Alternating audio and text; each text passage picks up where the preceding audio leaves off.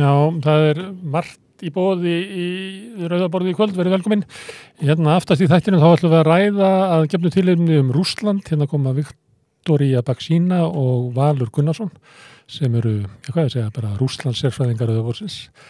Og tilefnið flugskeyti sem að rataði inn fyrir landamæri í Póllands og drap þar 2 manneskjur, flugskeyti frá Rússlandi. Það vika frá því að þingkosningar voru og fylkiskosningar og fleira í Bandaríkjunum og nú eru svona úrslitin að verða ljós eða ljósari. Magnús Helgason sem við ræddum hérna við á kjördag ætlar að koma hingað aftur og ætlum að fara við stöðuna í bandarískum stjórnmálum.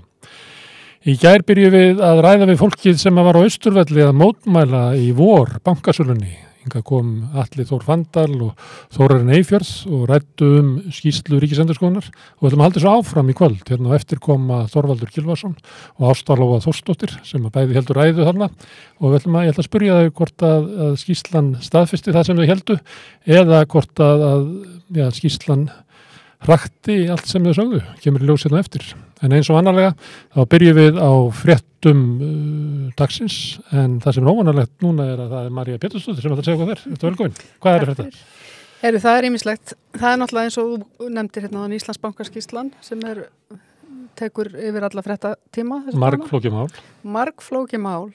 Og ráðherrarnir hver af fætur öðrum tjá sig og bara hafa orðið fyrir miklum vonbrigðum með þessa bankaskýrslu. Vona allir geti lært að þessu. Og þetta hróflar ekki neitt við ríkisstjórnarsamstarfinu. Nei.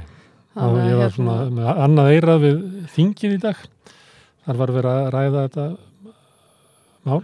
Já. Bjarni kom og svaraði nokkrum. Svo held ég hann hafi bara farið, sko. Já, hann nefnir þessu ekki þetta. Og það engin svo sem pressa á honum eða frá hinum stjórnarflokkunum. Þannig að virðist ekki vera. Þeir virðast bara... Nei. Það oft sem að svona mál sem flókin að það tekur tíma. Það tekur svona 2-3 daga að settlast hvað málið. Og nú náttúrulega allir að glíma við túlkunina. Og Bjarni að segja að þannig ekkert engin lögbrot, þannig ekki þetta og þau Sigurður Ingi og Katrín Jakobsdóttir taka undir það. Þannig að þau eru að reyna að vísa þessu máli frá.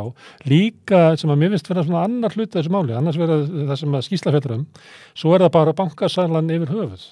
Já, einmitt. Og það var einmitt hérna í gær, í Rauðaborðinu í gær, farið svolítið djúpt í það einmitt. Mér var Þórarinn Eyfjörð mjög skýr með það. Já, hann var það sko.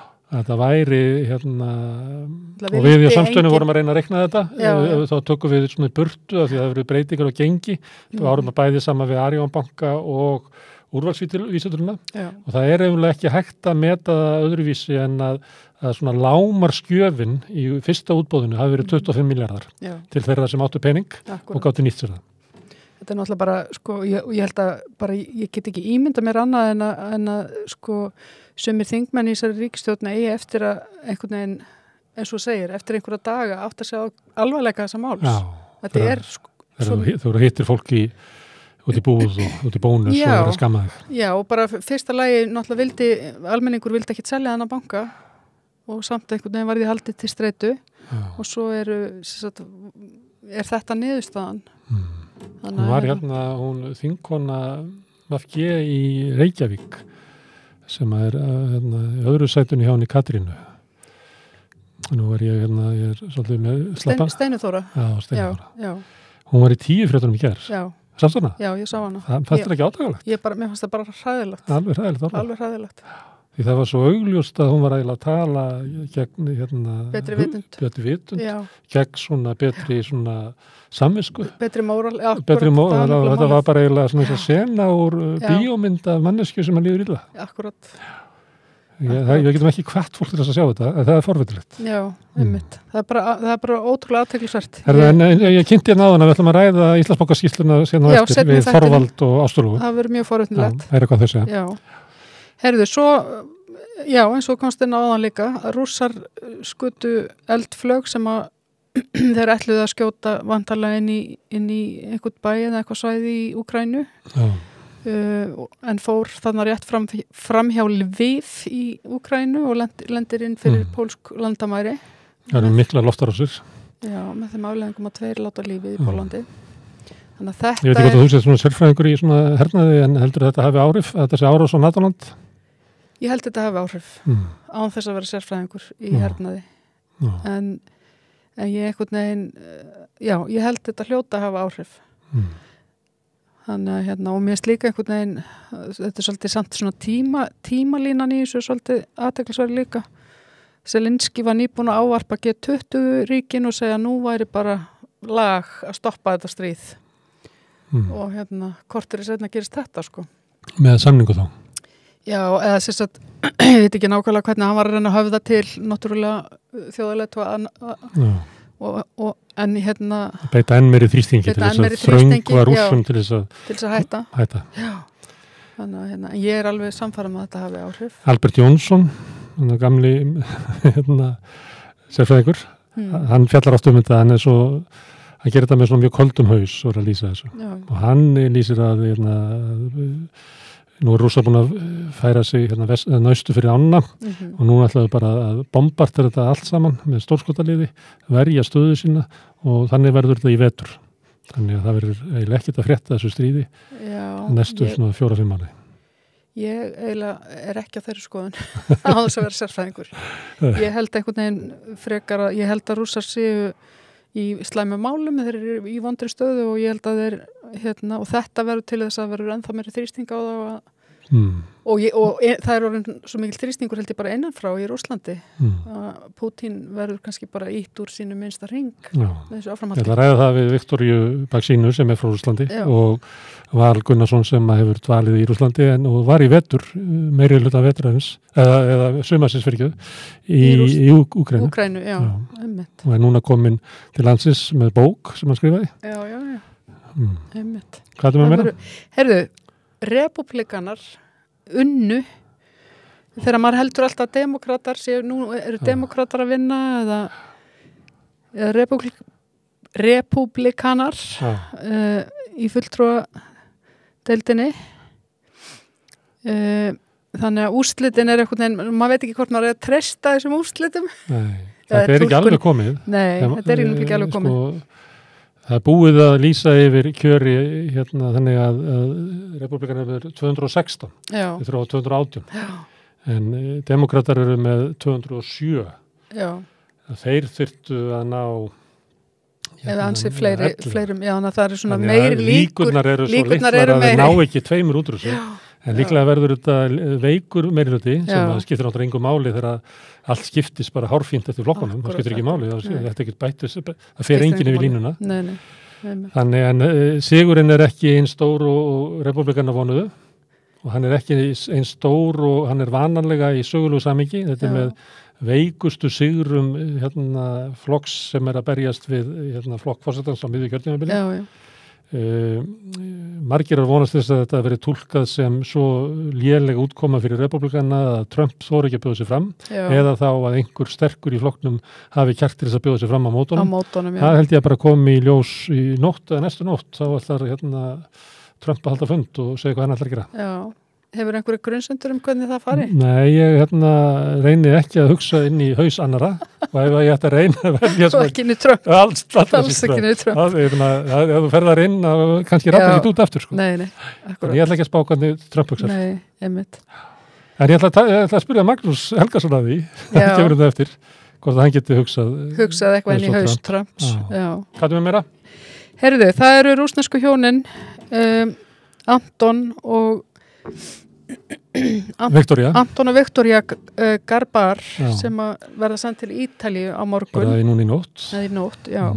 Ég reyndi að fá þau að tala við okkur. Já. En við talaði við hann. Já. Hann sagði að þau verður bara svo þreytt að þau ættu að pakka saman þessar 7 mánuðin sem voru hér að því að þau voru alveg fram á síðustu stundu með von. Já, og voru bara með mótmælaskilti og höfðu náðu sambandi við ráðherra og tala við það, skrifuðu frábæra grein sem er í kjarnanum í dag. Við segjum aðeins frá henni á samstöðinni. Ótrúlega sorgleg saga eitthvað því að þau koma eiginlega vissum að fá hæli að vera að flýja Putin sem við erum í stríði við. Já. En þau fá útlutaðan lögfræðing sem er kona úr miðflokknum sem að þau ger ekki neitt og hitt hana fyrst eiginlega á fundunum þar sem hefur verið úrskurðið þetta og hún segir að það er bara að þið fáið ekkert enga vernd hér og einhvern veginn er það þannig að eins og þau fengi aldrei séns þetta fólk.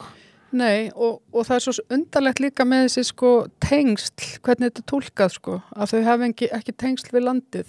Þau hafa eiginlega rekið fyrirtæki í Íslandi. Þau hafa komið ykkar með ferðamenn. Með fullt af fólki, já. Og eru ágætlega tengt. Ég held að Viktoría, sem við hittum hérna eftir, þekkja þess til þeirra. Þannig ég skal spyrja þau það.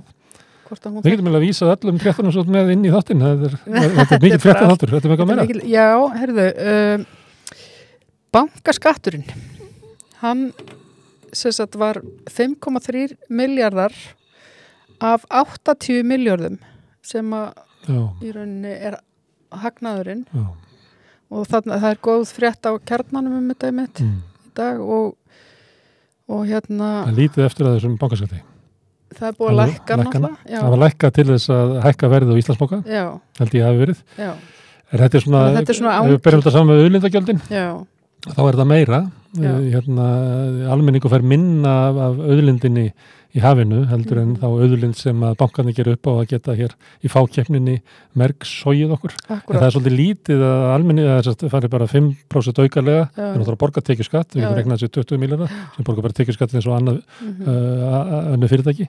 Svo borga þeir 5 miljardar í bankaskatt, en það er 80 miljardar sem sitja eftir í hagnaði.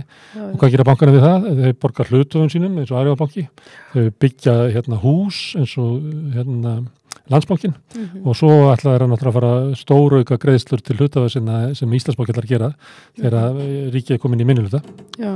Þetta er náttúrulega, og þetta er einhvern veginn svona ángi af náttúrulega þessu Íslandsbankamáli í rauninni þannig að þetta er náttúrulega gert til þess að eins og segir til að auka möguleika á sölu bankans eða auka virði hans. Þannig að mjög fyndið að hlusta á Bjarna þess að dagana sko. Þannig að tala um virði bankans. Hann selur eitthvað hlut sem er bara svona, það verður ekkert breyst í Íslandsbanka. Svo selur hann á allt og lágu verði, svo fer hann út á markað og hann hækkar 90 miljardar. Hann telur að hann hafi búið til hennar pening. Þetta er eins og ég myndi selja þér íbúð konuna minnar á 20 miljónir, svo myndi þú selja bara Þorvaldi sem kemur eftir hann á 30 og þá myndi ég segja að ég hefði búið til 30 miljónar virði. Það er reyndar ekki alveg þannig að þetta vera að konan ætti helmingin í íbúðin ennþá. Þetta er hundalógík. Þetta er eitt yfirbóta. Já, svo er annars svona mál sem er náttúrulega bara, sem er íbúðalánasjóðsmálið sem að samstöðin hefur verið að fylgja svolítið eftir líka. Erlendur Kristjánsson, núverandi yfir lögfræðingur hjá heimavöllum Heimstaden fylgdi þarna með íbúðasafninu eiginlega. Já, hann hélt utan sölu meðal annars á þessu safni sem hafa selt til heimavalla og hann var ráðinn með eiginlega. Akkurat. Og samstöðin hefur verið að segja svona, kannski ekki ykkur haldið að vera svona smá skandalar við liðin á Íbúðalánasjóða málinu stóra eða Íslandsbanka sölunni, en þetta er svona þetta er allt samofið. Þetta er eins og að sé bara tildulega fámennur hópur sem er bara í partíinu. Það er bara þannig. Og þau ganga bara á milli og það eru endalaust svona hringkurðir alls þar. Þú ert að vinna hjá ríkinu, selur ykkur öðrum, ferður ræður þið þar. Þetta er nú svipað og þegar er verið að skoða til dæmis lyfjabransan í Bandaríkjunum. Þá er það þeir sem eiga að hafa eftirlitið að þeir eru ráðnir á fyrirtækjunum. Þetta er einhvern veginn, Íslands samfélag er ekki, það er svolítið gegnsósa spillingur. Það er það. Kemur kannski engum ávart. Nei, hvað var ekki allir fannar að tala þetta í gær í þættinum? Hvað við erum í rauninni ótrúlega miklir eftirbátar margra nágranna þjóð okkar hvað var að spillingu. Sumi vilja hafa þetta svona. Kemur ljós, við ætlum að tala um spillinguna réttu eftir, við ætlum að tala um Íslandsbankasöluna við Þorvald Gylfason og Ástu Lóu Þórsdóttur. Velkomin.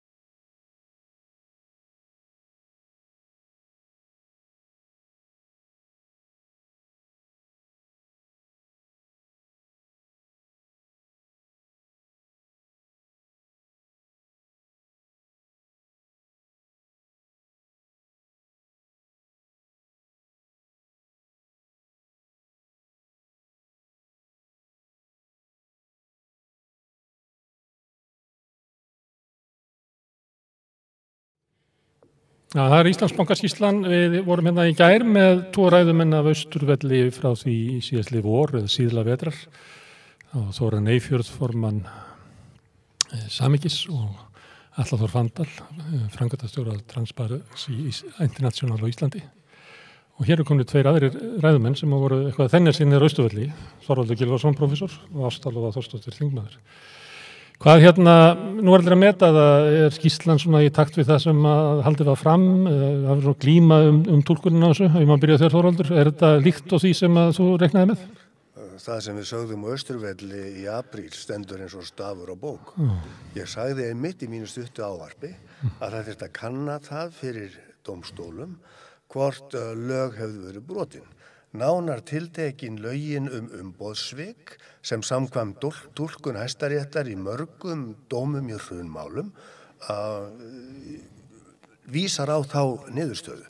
Sko, það liggur bara í hlutarins eðli að ríkisvaldið má ekki selja eigur almennings á undirverði og það voru sett sérstök lög þetta eftir hrun 2012 þar sem þessi lýst nákvæmlega og með þeim fyrirvara að vísu að það megi víkja frá einstökum markmiðum eins og því að tryggja almenningi hæsta verð, sko með rökstuddri tilvísun til þess að það sé nauðsynlegt til þess að ná öðrum markmiðum. Þetta var ekki gert, en það stóð ekki eins og til að birta kaupendalistan, það átti að halda honum leyndum, það bara mistókst.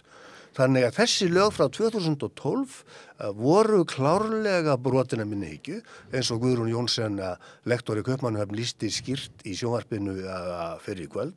En ég tel að það þurfi einnig að skoða fyrir dómstólum hvort ákvæði hegningarlaga umboðssvik voru einnig brotin. Þannig að ræðan frá Austurvelli í apríl og til að flytja náttúr. Ásta Lóa, í skýrslu Ríkisendurskoðunar kemur ekki fram hvort að það verið brotin lög, ekki lagt mat á það. Nei. En af atburðarlýsingunni, það sem verður að lýsa því að það eiginlega fallist á það að taka hagsmuni erlendra sjóðsfélaga fram yfir það hagsmuni almennings að hafa þetta sem hæsta verð, því lýst. Það ekki kveðið upp úr það. Nei. Ég held að það hafi verið meðvituð ákvörðun hjá Ríkisendurskoðanda því að mér skilst að lögin séu mjög háð túlkunum og öðru slíku en þú veist það alveg ljóst að það voru þarna gríðarlegir annmarkar. Ég er ekki lögfræðingur, kannski ekki þannig að ég geti sagt bara að það voru lögbrotin en einhverju síður þá voru þau það með vissum marki eins og til dæmis bara hvað varðar kynninguna fyrir þingnefndum sem sagt samkvæmt lögum þá á ráðherra að kynna sem sagt fyrir þingnefndum hvernig söluferli á að vera, hvaða aðferðir á að nota og svo framvegis, en það var ekkert kynnt, það var eiginlega bara meira svona við ætlum að selja, við ætlum að taka 2 ár í það og svo bara, þú veist, þannig að þingnefndirnar, og ég sitt nú í efnahags- og viðskiptanefnd og þar að auki, þá verður þetta nú gert bara mjög snemma í vetur og við fáum þetta í fangið og helmingurinn á þingmönnum bara nýr. Þannig að það kannski líka ákveðið reynsluleysi og allt það. En hann orðaði þetta með skemmtilega ríkisendurskoðandi á fundi með stjórnskipunar og eftirlitsnefnd í gær. Hann sagði, þú veist, þetta lítur allt voðalega fínt út þegar þú veist, þetta bara svona eins og ef þú horfir á eitthvað málverk og það á að vera á einhverjum ákveðnum stað og þú bara sér málverkið og þú veist ekkert annað, þetta bara mjög fín mynd og svo sérðu myndin einhvern tíma seinna eða sérðu staðinn og þá fattar að þetta var ekki rétt, þarna fjallið var ekki þarna og húsið var ekki svona og svo framvegis. En þú hefur enga forsendur til þess að mótmæla, þetta lítur bara ágætlega út. Planið þó. Planið, þú veist, þegar þú hefur ekki... Það að selja fagfjárfustum og engin almennilega veit hver skilgreining á því það ekki verið ljós, það bara bróðir verðbréfasamlands allt í norðið fagfjárstir. Já, svo maður náttúrulega líka að segja það, sko, ég var náttúrulega bara fyrst og fremst á móti þessari sölu og hef alltaf verið. Já, og þinn flokkur áður og fórst á þing. Já, minn flokkur líka áður en ég fór á þing og ég náttúrulega þar áður líka bara sem formaður hagsmunasamtaka heimiranna og allt það vegna þess að ég tel þetta bara ekki réttlætanlegt. Þið hefði ekki góða reynslu af einkavæddum bönkum? Nei, við höfum það ekki. Og við skulum bara alveg hafa það í huga. Bankarnir voru ekkert lengi búin að vera einkavæddir áður en allt fór á hliðina á Íslandi. Það tók ekkert mjög mörg ár eftir áratuga, kannski ekki áfallalausan rekstur en aldrei svona áfall eins og var það. Þannig að ég get ekkert séð að við séum með eitthvað svakalega góða reynslu af einkarekstri. Svo bara finnst mér það bara skjóta skökku við þegar að einu tækin sem eru notuð eins og gegn verðbólgu eins og við erum að horfa upp á núna að hækka vexti á heimilin, það bara verið að veita bara fjármunum heimilana í bílförmum inn í bankana og svo skulum við bara selja þá. Þetta bara næri ekki nokkru átt og svo náttúrulega eins og ég margoft bent á því, hrunið hefur ekkert verið uppgert og þannig eru peningarnir, veldið sem að bankarnir eru orðnir, það byggir alveg rosalega mikið á heimilunum sem þau tók eftir hrun. Það bara þannig, þetta þarf að gera upp. Þannig að, og til þess að það falli ekki bara allt á ríkið, sem að reyndar ríkið orðið ábyrgt á því öllu, en það verður nú ágætt að þeir hefðu bankana til þess að fara í og ná í féð sem að bankarnir oftóku vegna þess að þýfi á að skila. Skýrslan fjallar bara þessa seinni sölu, og það voru litlar athugasemdir gerðir við fyrra útboðið. Það var ekki mikið skrifað, það var umlað hér og þar bæinn og svona andmælt, en ekki jafn kröftulega og þegar kemur í ljós hverju voru að kaupa í seinni skiptið. Í fyrra skiptið var hins vegar stóri afslátturinn. Þar svona varla hægt að fara undir 25 milljörðum sem að þeim sem að keyptu þá 35% hafi verið gefin. Og ég tel, eins og ég sagði áðan, að sala á eignum almennings á undirverði án rökstuðnings, ekki rökstuðnings eftir á, heldur fyrirfram, varði við lög, bæði lögin frá 2012 og hegningarlaga ákvæðið umboðsvik. Hver á ákæran? Það ekki eins og þessi bankasala sem hefur reitt svona stóran hluta þjóðarinnar til réttlátra reiði sé einbára stök. Þetta bara partur af munstri. Minna bankasýslan var sköpuð til að skilja ekki neitt. Hún var sköpuð til þess að vera handbendi ríkisvaldsins, eins og því miður á við einnig fjármálaeftirliti sem núna orðið skúfað í Seðlabankanum og býtur aldrei frá sér og á við stærri hluta stjórnsýslunnar. Og þetta bara eitt einkenni þessara hnignunar lýðræðis og gegnsæis í landinu, það hvernig hagsmunasamtökum elítunni tekst að taka ríkið í þjónustu sína á kostnað almennings. Og bara þessu verður að linna. Þessi hneyksli halda áfram að rannast upp. Þau eru mörg á ári og stjórnmálamennir liggja á bænum og nú kom nýtt hneyksli til þess að dreifa athyglinni frá hneykslinu sem að ber hæst hverja stundina. Já, og við þetta verður ekki unað. Þú er búin að þurfa að lifa við þetta lengi. Þú er búin að þurfa að lifa við þetta lengi, Þórhallur. Allæfi. Það velti líka fyrir sig hversu oft er hægt að segja við þurfum að læra af þessu. Ég bara honum bara, þú veist, vegna þess að ég verð bara að segja það, ekkert af því sem gerðist kom mér á óvart. Það var sagt, það voru engin mótmælin í nefndunum, það bara ekki rétt. Ég hins vegar var ekki orðin það sjóð að ég var að bóka mótmæli mín, en ég, enda ertu kannski ekki að því þegar þú ert í þessum samræðum, en ég spurði bara spurninga eins og til dæmis hvað ef að þeir koma nú bara tilbaka sem sagt jöfrarnir, víkingarnir og með peningana sem þeir stálu til bankunum og kaupa hann aftur.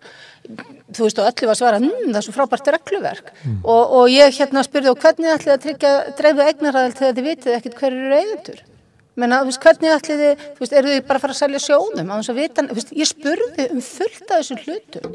Það hins vegar, eins og ég segi, hvergi skráð og ég skráði ekki einu svona allar spurningarna mínar, hluta af þeim, en þú veist, ekkert af því sem gerðist í rauninni hefur komið mér á óvart. Það hefur samt, komið mér á óvart hversu fáránlegt margt að þessu eins og til dæmis Excel-skjalið og bara vankunnátta bankasýslunar og eitthvað svoleiðis. Sem Þorvaldur segir að hafi verið ákveðið að hafa svona veika og vitlausa til þess að verða misnótana. Ég bara, eins og ég segi, ég get svo sem ekki tjáð mig það, ég vil eiginlega alltaf trúa því, en einhverju séu þá niðurstaðan þessi. Það virkir þannig á flest fólk, að sjá þá koma að svara fyrir þessu, það virkar eins og sérstaklega forstjórinn hafi verið fundin svona til þess að vera hvað þetta kalla svona þessi að saka hann eitthvað og hann blórabökull. Já, ég þori náttúrulega ég vil eiginlega ekki ætla fólki svoleiðis en engu séu þá niðurstaðan þessi sem hún En við getum lært að þessu, er ekki málið það að almenningur alveg búin að læra þessu? Almenningur sá í gegnum þetta alveg frá upphafi. Frá upphafi. Og ég kannaði málið aðeins fyrir síðustu kosningar með því að lesa stefnuskrár þeirra 10 framboða sem að völ var á. Aðeins 5 þeirra sá ástæðu til þess að mæla gegn spillingu. Hinn 5 framboðin hafði ekkert spilling að segja. Þar með talinn fjórflokkurinn eins og hann leggur sig. Við erum ekki að glíma við eitt og eitt spillingarmál. Við erum að glíma við spillingarvef sem hefur undið upp á sig allar götur frá því á heimastjórnarárunum. þegar Hannes Hafstein var ýmist ráðherra eða bankastjóri og lagði í grundvöllin að óheilugu bandalagi bankana og stjórnmálana. Og svona hefur þetta undið upp á sig með hersetunni á hermanginu og með kvótakerfinu, með einkavæðingu og hrun í bankana og þetta bara heldur áfram af því að menn hef ekki lært næstum nóg. Samt hafa menn lært meira. Almenningur hefur lært. Og stjórnsýslan hefur lært eða þykist hafa lært með því að dæma allt þetta fólk í fangelsi fyrir glæpi tengda hruninu. Það meira en hættir að segja löndin í kringum okkur. En það bara ekki nóg en það voru yfirleitt smáfiskar sem voru fangelsaðir meðan að stórlaxarnir sluppu. Ég meina það voru einhverju menn fangelsaðir fyrir einhverja glæpi en það voru aðalega glæpir eitthvað sem gerist á markaði. Það var engin fangelsaður til dæmis fyrir það að bjóða upp á ólögleg lán til margra ára. Það var engin fangelsaður fyrir það og þaðan af síður að þessar fangelsanir hefðu nokkur áhrif til þess að það væri farið að skoða hvað allar þessar ákvarðanir hefðu gert neytendum. Það var ekkert skoðað. Þeir voru bara fangelsaður og svo bara héldu allir áfram. Og höfðu það held ég bara nokkuð gott hann á Kvíabryggju. Og ég hef stundu sagt það, svo ég bara komið því að, ég meira sér skrifa einu svona grein, ég vil fara í fangelsi. Og vegna þess að ég hefði bara frekar, ég hefði sennilega þurft að sitja inn í 3 daga með við mínar skuldir sem ætlaður skuldir með við það sem hlutfallslega. Ég held að sé ekki reikna svona hlutfallslega. Nei, það er nefnilega ekki gert. Þá setur inni ég lengur eftir. Nákvæmlega þannig að ég hef kannski setið inn, ég veit ekki, hálft ár eða 1 ár eða eitthvað og ég hefði bara frekar viljað það heldur þess að 11 ára pressu sem ég bjó við. Sko uppgjörið við hrunið hefur ekki farið fram nema til háls og við höldum áfram að súpa seiðið af því. Það er annað mál sem er í gangi núna sem er íbúðalánasjóður. Það sem er raunverulega afleiðing af einkavæðingu íbúðalánanna 2004 sem er að springa í andlita okkur upp á 200 til 400 milljarða. Sjáðu þið tengingu þannig á milli? Já, sjálfsögðu, þetta er bara partur af sama spillingarvef. Við fáum ekki einu svona að vita eftir margra ára þrótlausa baráttu Þorsteins Sæmundssonar, alþingismanns og annara, að hverjir það voru sem fengu að kaupa þessar eignir á hrakvirði. Þetta er makalaust. Þú getur sem blaðamaður hringt og fengið svona upplýsingar samdægurs í Svíþjóð eða Noregi eða Danmörku. Já. Hann fekk reyndar svona lista og ég verið svona aðeins að vinna úr honum og reyna að segja svona sögur innan úr þessu. Hann fekk hérna lista eftir margar ára bið? Já, margar ára bið, en hann er bara í frekar óaðgengilegu formi, þannig að maður þarf eiginlega 3 heila til þess að komast í gennum þetta. Allt með ráðum gert. Allt með ráðum gert. En það er mál sem að tengist náttúrulega hagsmunasamtökum heimilana mikið, því að þarna fóru inn, það er ekki bara skandallin fyrir hrun, heldur er líka skandallur íbúðalánasjóð eftir hrun, þar sem íbúðunar eru teknar á hrakvirði og svo seldar út, maður gæti sagt bakdýra megin, til ég veit ekki, þú veist, kannski svona vildarvin að einhverju leiti, kannski bara einhverja sem að gátu nýtt sér það. Augljóslega, annars þyrftur ekki alltaf þessu leyndu. Já, með svona þeirri hugmynd að þetta sé betur komið í höndunum á einhverjum svona einkaðilum út í bæ, heldur en að nota þetta til þess að endur þessa heimili sem að fjallu, eða Íbúðalánasjóð. Og að sömuleyti er Íslandsbankasalan líka þannig að það er bara litið á það. Og þú veist að telja að það þyrfti að vera rök á mótið að selja undirverði. Bankasýslan birtir rökin. Eftir á? Já, eftir á. Og það það að til þess að verði hækki eftir sölu, til þess að örva fjármagnsmarkaðinn, og þeir þylja bara svona upp, að þá er þetta eiginlega aðgerð til þess að styrkja fjármagnseigendur. Ég fekk þannig til að ég var nú með ræðu þetta á Alþingi í dag og Bjarni, fjármálaráðherra, fór í andsvör við mig. Og það var svo merkilegt af því að ég var ekkert að ræða það, en hann fór í andsvörin svona á þeim nótum. Ég nenni nú alltaf að tala þetta við mannesku sem var á móti sölunni hvort þið er og fór svo bara að tala við mig hvernig ástandi væri nú, ef þetta væri nú bara samfélagsbanki, þá getur nú bara ríkið ekki selt neitt og engin hagnaði væri og bara, þú veist, og það væri engin verða á þessum bréfum og eitthvað. Og ég bara, þú veist, ég bara stóð þarna og ég man ekki alveg nákvæmlega hvernig ég svara, ég hef ekki geta horta á þetta aftur eða neitt svoleiðis, en eins og ég sagði við hann, ég meina þú veist, þetta snýst ekkit verðið eða verðmatið á bankanum. Þú veist, samfélagsbanki snýst ekki það, samfélagsbanki snýst að þá borgar fólk inn í bankan eða semst borgar og tekur sín lán og samfélagsbankin er ekki með alla þessar arðsemiskröfur, en það sem er umfram, því skilur hann út í samfélagi og eins og til dæmis og bankin þjónar fólkinu og þar með væri eins og til dæmis ef að bara arðsemiskrafan í samfélagsbankanum sem var reynda myndin ekki alveg passa við samfélagsbanka, en engaðu síður var arðsemiskrafan þar væri svipuð og hún væri í hinum bönkunum, þá væri við búin að byggja nokkur hátæknisjúkrahús fyrir hagnaðin, þó það væri bara einum banka. Maður heyrir þetta oft í almenningi að þegar því almenningur veit að það búið að borga mikið peninga út af bönkunum inn í ríkissjóð og fólk hugsa, af hverju ættum við að hætta þessu, af hverju við að selja þetta, sem er svona eins og selja mjólkurkú. En það náttúrulega mjólkurkú sem er náttúrulega níðast á fyrirtækjum og fólki. Skilur þannig að á meðan hún gerir það hvort þið þá þá betra að við fáum ágóðan af því eða mjólkina úr þessu gráðugu belju sem að svelgja allar hinnar í sig eða hvernig maður orðar það. Það fyllir upp í rjáfur í fjósinu. Já, hvernig svo sem maður býr til þetta. Það allavega betra að við séum að fá þetta. Heldur en að þetta fari bara eins og núna þegar eina aðferð ríkisins til þess að berjast gegn verðbólgu, ég var kannski búin að segja þetta rétt á hann, er að hækka vexti, að þá bara verið að flytja fjármuni heimilina í bílförmum til bankana og til hverra. Bara til þess örfára aðila sem eru núna bara hagnast og fitna eins og púkin á fjósbitanum og eins og 14 púkar á fjósbitanum eða eitthvað og bara taka þetta allt saman til sín og þetta engum til góðs og það má ekki einu sinni hækka bankaskatt. Ég mælti fyrir því í fyrra, það var engin flokkur sem að studdi hækkun bankaskatts. Það voru engin þingmenn nema þingmenn Flokksfólksins sem að studdu það og við erum að tala að með hækkuninni hann í 0,167 eða eitthvað svoleiðis bankaskatturinn í dag. Hann myndi fara í 0,345 eða hvað það var. Hann væri undir 0,4% og það má ekki leggja það á aumingja bankana. Ég gapi yfir þessu. Í gær þá sagði Atli Þór Fanndal að þetta var allt eftir plani á ríkisstjórninni og Bjarna Benediktssyni. Það var að byggja þessa skýrslu sem allir vissu að væri vitlausfarvegur. Svo kemur skýrslan og hann færi niður í þing og væri eitthvað að peksa við þig og aðra þingmenn og allir væri byrjað að ræða einhver einstök atriði í þessari skýrslu, það væri bara að þreyta fólk og svo geta bara aldrei árum. Já, takið eftir því að flestir á leinilistanum sem að fengu afsláttin við síðari söluna að þeir seldu bréfin strax á eftir. Hvers vegna? Þeir hún ekki trúa því að bankabréfin haldist í háu verði.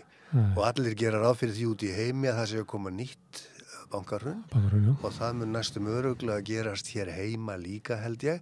Hversu stórt það verður veit maður ekki frekar en jarðskjálftafræðingar geta mælt fyrir væntanlega styrka á jarðskjálftum og hvenær það gerist getur maður ekki heldur sagt frekar en jarðskjálftafræðingarnir en það kemur. Ég þekki engan fjármálasérfræðing út í heimi sem á ekki von á þessu. Og það gerist fyrr en seinna. Það með taldir háttsettri bankamenn og þeir segja fyrr en síðar. Já.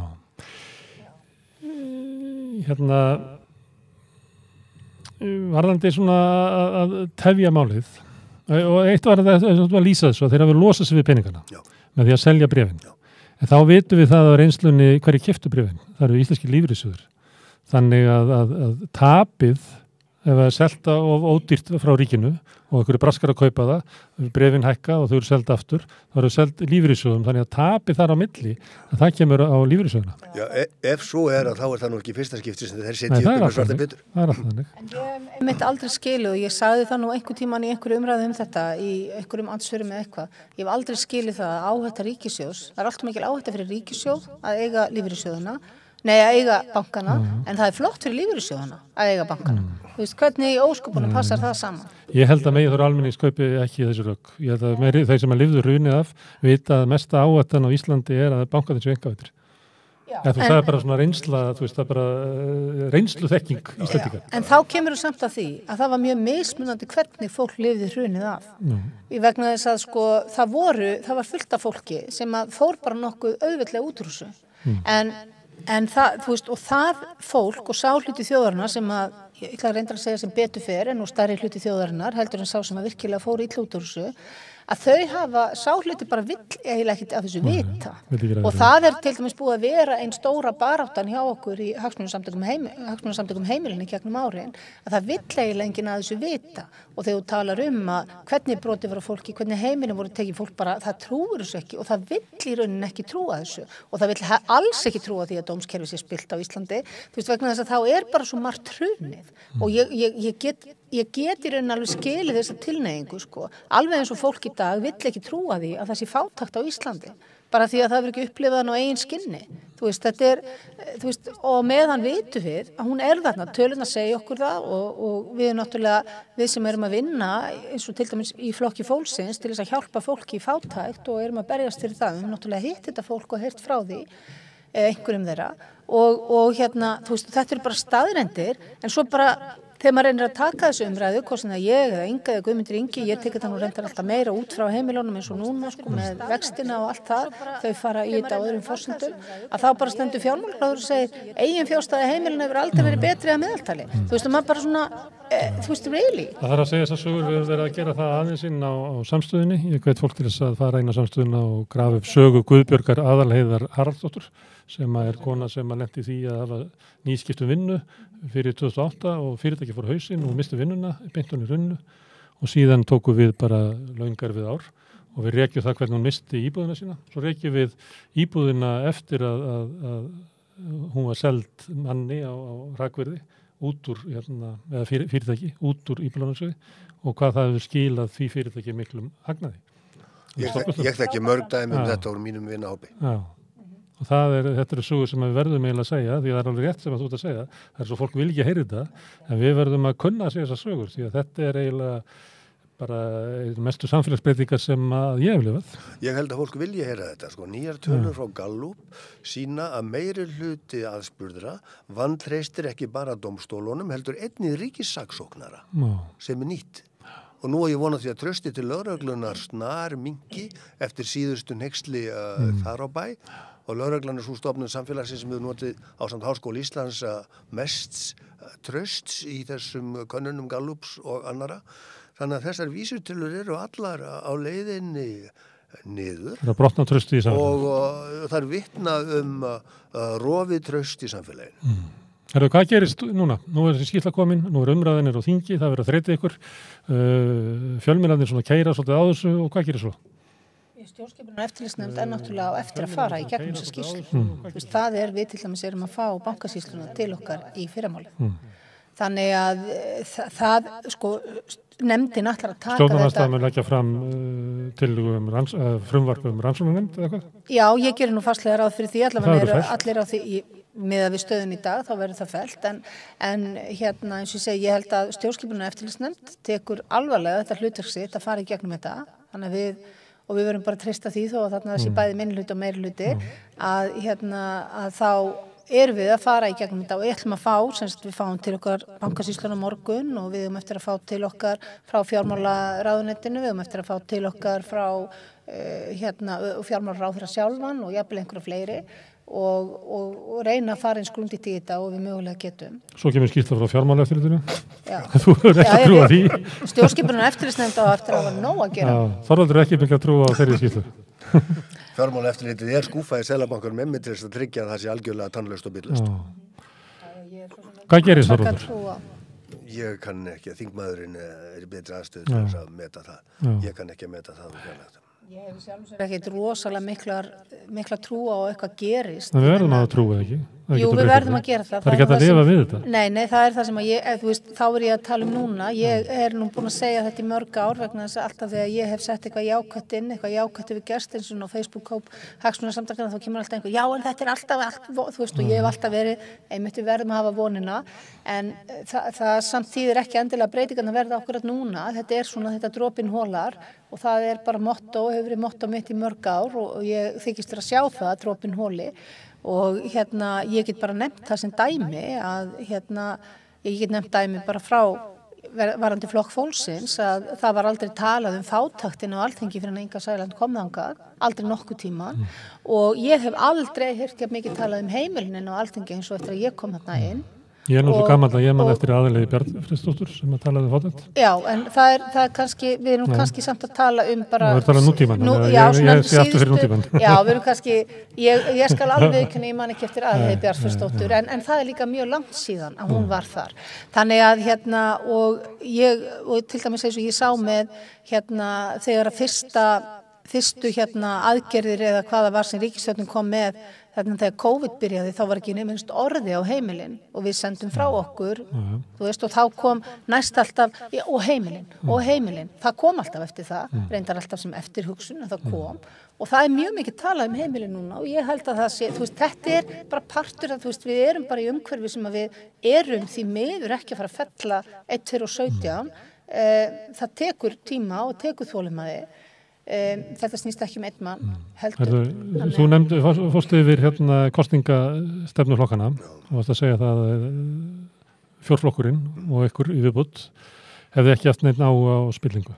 Staðan á framsóknum alltaf verið orðað við spillingu en staðan á VG í dag sem orðin svona ekki það flokkur sem að kann við að þolir það lengi að vera flokkað með spillingarlokan.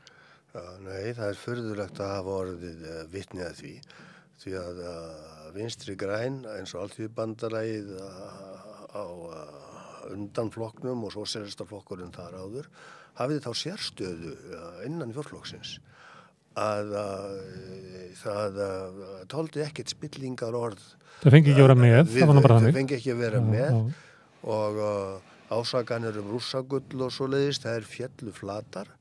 Og það var þjóðviljinn þeirra málgagn sem einn flokksblaðanna talaði spillinguna og fákeppnina og Fjölskylduna 15 var hugtakið birtist fyrst í þjóðlunum. Og ég bara sé að það fyrir mér að ritstjórar gamla þjóðviljans hljóta snúa sér við í gröfinni. Þegar þeir sjá það að vinstrihreyfingin Grænt framboð búið að kaupa sér aðild að fjórflokknum með spillingunni og öllu saman. Og sérstæða vinstri grænna horfin út í veður og vind og kannski fyrir flokkurinn þangað líka og á ekkert betra skilið frá mínum bæðir séð. Nei, þú myndi ekki saknas. Herðu, Ásta Lóa og Þorvaldur, ég þakka ekki hérlega fyrir að koma hingað að ræða Íslandsbanka skýrsluna og Íslandsbanka málið. Við ætlum að halda því áfram á morgun, þá kemur Ólína Kjerulf Þorvaldsdóttir og Jóhann Páll Jóhannsson og ræða Íslandsbankan. Við erum að fara yfir ræðumannalistan niður á Austurvelli þessa vikuna. Þetta er framhaldssagan. Herðu, þá snúum við okkur í vestur til Bandaríkjanna og Magnús Helgason, sérfræðingur okkar í bandarískum stjórnmálum, sest hérna eftir augnablik.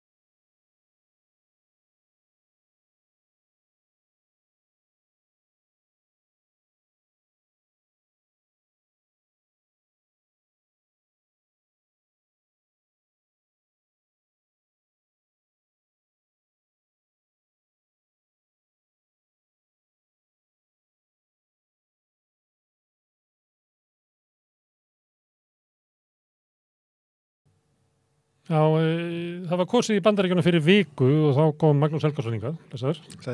Hann kom inn aftur. Síðan eru þið búin að vera að telja. Já. Og nú eru svona úrslitin í þinginu svona orðið nokkuð ljós, eða ekki? Það skýrast. Jú, þetta er skemmtilegt sko að bandarísk stjórnmál eru, það er gaman að fylgjast með þeim vegna þess að þau eru spennandi og koma, hvað eftir annað geta þau komin á óvart.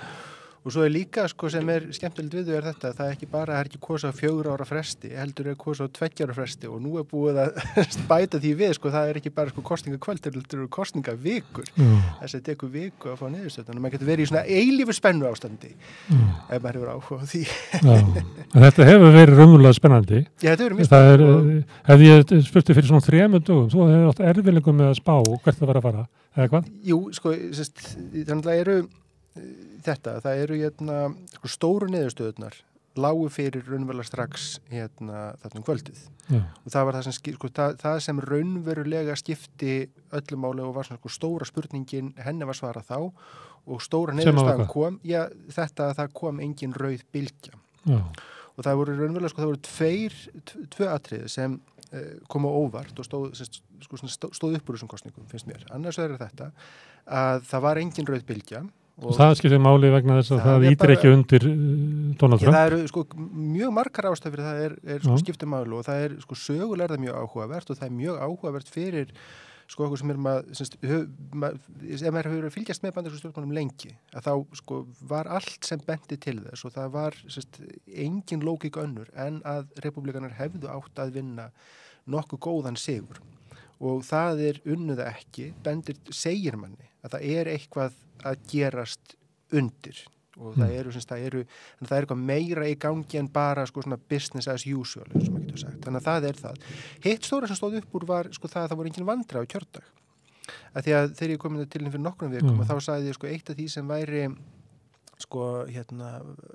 maður hefði væri svona hvað getur maður sagt svona mest áhyggjuvekjandi var það að ef kosningarnir yrðu niðurstaðan yrði einhvern veginn tæp eða ef það repúblikanar myndi ekki vinna eins stórt eins og voru búin að telja að þeir voru búin að telja sjálfa sig upp í það þeir voru að fara, þetta yrði eitthvað svona meiri háttar burst hjá þeim og þannig að þá og með við fréttir sem voru búin að vera í vikunum fram að kosningum að þá möguleika á vandræðum á kjördag og ógnum frá öfgahópum til hægri að ekkert af þessu skerðist. Og ekki heldur þeir að vera að telja sem að það er ekki bara síðast, þetta líka ef þú fer bara til 2000 í Flórida þá voru bara setið hvað eftir að það kom upp svona mál það var ekkert slíkt núna engar fréttir það að kosningarnar hefur gengið illa neinstað, bara allt gekk bara eins og smurðvél, engin vandræði og svo voru sigrademókratar nógu sannfærandi og eða að þeir repúblikanar sem töpuðu sáu sér ekki hag í því að fara að búa til fjölmiðlasirkus og láta eins og þeir hefðu unnið þótt þeir hefðu tapað sem var það sem maður hefði áhyggjurnar voru annars verið það yrði rauð bylgja og að repúblikanar myndu koma út úr þessu með einhvers konar pálmann í höndunum.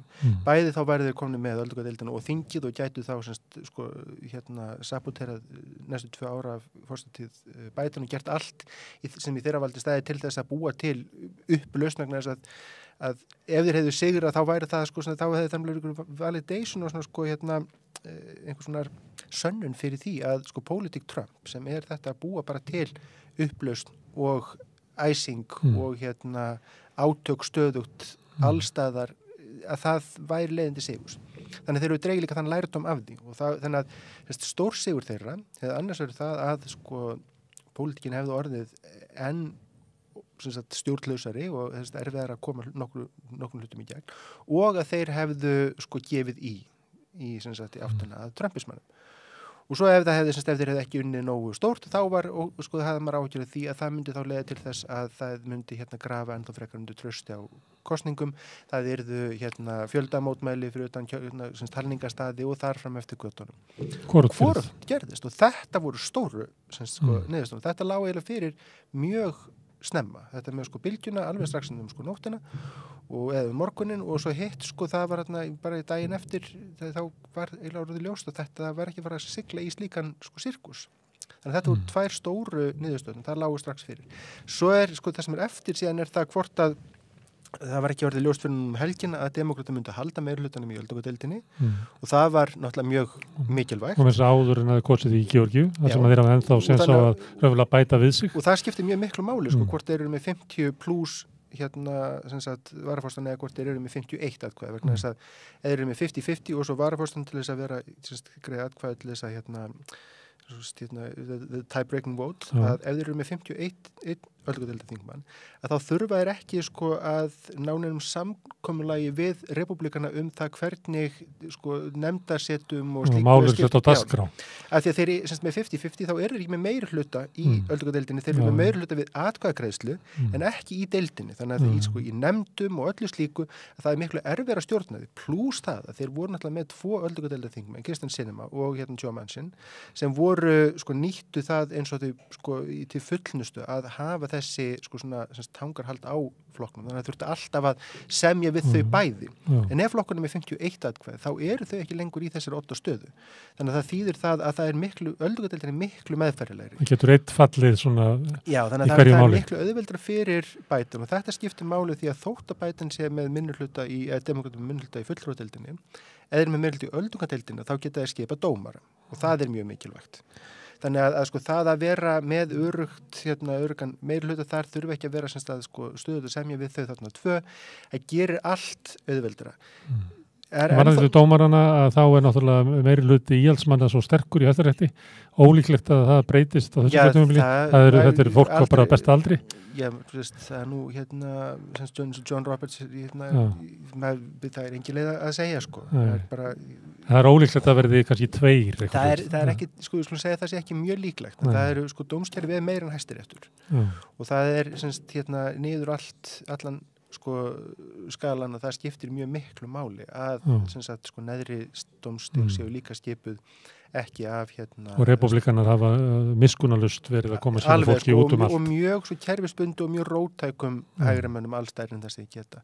En þannig að það er sko, þessi partur er ekki ennþá ljós og þannig að það verður ekki ljóst fyrir 7. desember þegar það er kosið aftur í Georgíu. Einsmanns meiri hluta. Já, eða hvort það 50 plus eða hvort það 51 atkvæði. Þing er ennþá óljóst hvernig það fer, en það er náttúrulega allar líku til þess að repúblikanar náðu því. Í seinustu talningu þá er þeir með 217 þingmenn þurfa bara að bæta við sig núna einum, þeir eru öruggir með 217, þurfa bara að bæta við sig einum til þess að vera konum með meirihlutann og demokratarnir eru konum með 204 held ég og þeir það eru 14 á eftir 14, já, og af þeim eru 4 enda mjög líklega hjá repúblikunum og 10 sennilega hjá demokratum, en það dugar þeim ekki. En þetta þá þýðir það að meirihluti repúblikana í þinginu er mun veikari en 220 og 215 eða svo, cirka bótt. Þannig, og þetta þýðir sko það í þessu, það eru nokkur hluti sem kom út af þessu. Einn er sá að það verður gíslatökur, róttækasta hluta repúblikanaflokksins, gíslatökur á málum eins og skuldaþækinu sem er svona tæknilegt tæknileg vitleysa sem gerir það verkum að Bandaríkin eru með þak á því hversu mikla skuldir ríki getur tekið á sig og svo þarf að hækka það alltaf eftir því sem skuldirnir aukast.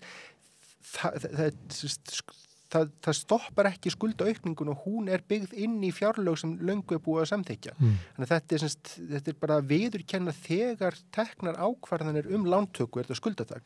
En svo hefur það verið tekið í gíslingu hvað eftir annað og það fjárlög hafi verið tekin í gíslingu til þess að neyða fram niðurskurð á almannatryggingum og aðfarafundugóttum og þetta er ólíklegra að repúblikanar geti keyrt svona gíslatökur alveg út á bjargbrúnina og framafinni með minni meirihluta en það verður auðveldra að leysa úr þeim, skulum við segja. Það verður auðveldra að finna þá einhverja repúblikan til þess að toga þá yfir og þannig að gíslatökurnar er eitthvað ólíklegri en á móti kemur síðan þetta, meirihluti er meirihluti og með meirihlutunum þá hafa meirihluta í og geta hafa rannsóknarvaldið í þingnefndunum og geta stemt ríkisstjórninni og Biden og það eru náttúrulega búin að marglofa því að það verði ráðast í alls þeirra rannsóknir á Hunter Biden og öllu milli himins og jarðar.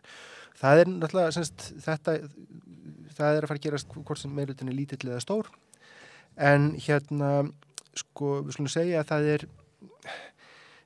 er svolítið óljóst hvort að flokkunum verður hvernig repúblikanar muni þá hegða sér í þinginu. Þeir eru með minni meirihluta þá hafa þeir ekki þá þurfa að halda flokknum betur saman, það er góða líkur þá á því að róttækasti armurinn völd hans gætu fyrir vikið aukist því að flokksforystan verður að hafa þá með en það er bara eitthvað erfitt að segja fyrir það Það er að koma í ljós hvernig þessi úrslit settlast inn í repúblikanaflokknum. En það er það sem er en þetta er bara einn partur af þessu því að síðan eru aðrar niðurstöður í þessum kosningum sem eru mjög áhugaverðar og ein er svo að demokratar héldu öllum fylkisþingum alls þar, þeir töpuðu hvergi meirihluta í fylkisþingi. Það sem við höfðu áður. Já, og þeir bættu við sig og í og það er mjög áhugavert sérstaklega það er í eins og Kansas, þar eru þeir að bæta við sig og svo er það í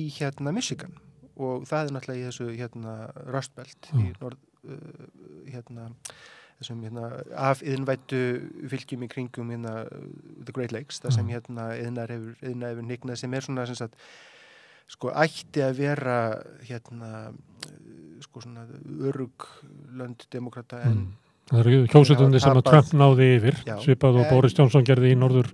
En núna í Michigan, að þá sem sagt í fyrsta skipti í 40 ár eru demokrata með meirihluta í efri og neðri deild fylkistingsins og með fylkistjórastólum. Og þetta er ekki gerst síðan sko 1980 og eitthvað. Og þetta eru sko mjög áhugaverðar breytingar.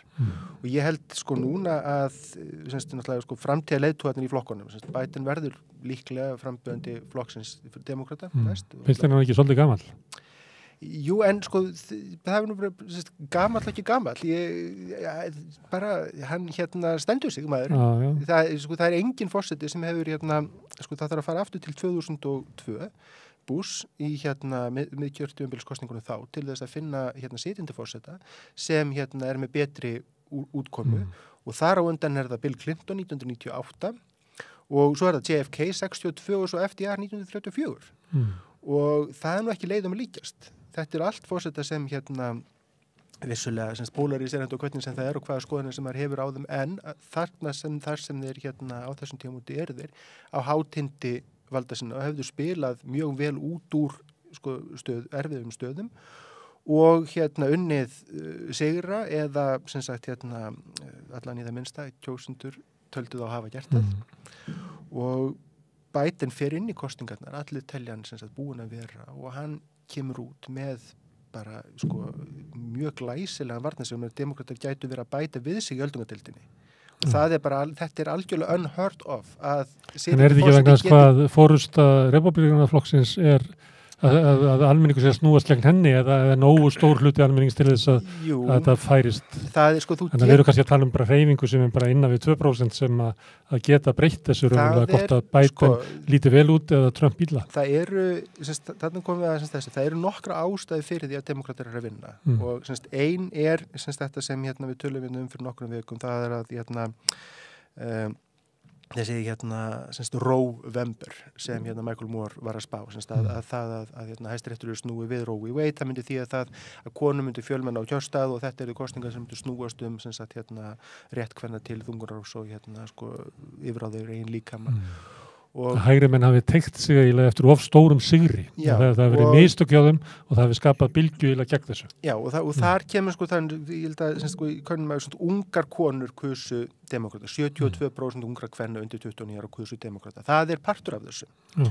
Og þetta er mál sem mun lifa hugsan að öllum líkindum í næstu kosningum að það er hægt að halda áfram það þarf að tryggja rétt kvenna til þungunarofs og það er með sama hægt og republikanar eru búin að vera að keyra á þessu kosningamáli síðan sko á 8. áratugnum raunverulega að snúa þessu við geta demokratar keyrt á því áfram og þannig að það mun duga þeim áfram. Þetta er númer 1. Númer 2, önnur mikilvæg ástæði fyrir því að þeir segra er svo að stefnumál flokksins núna voru vinsælli en til dæmis á fyrsta kjörtímabili Obama.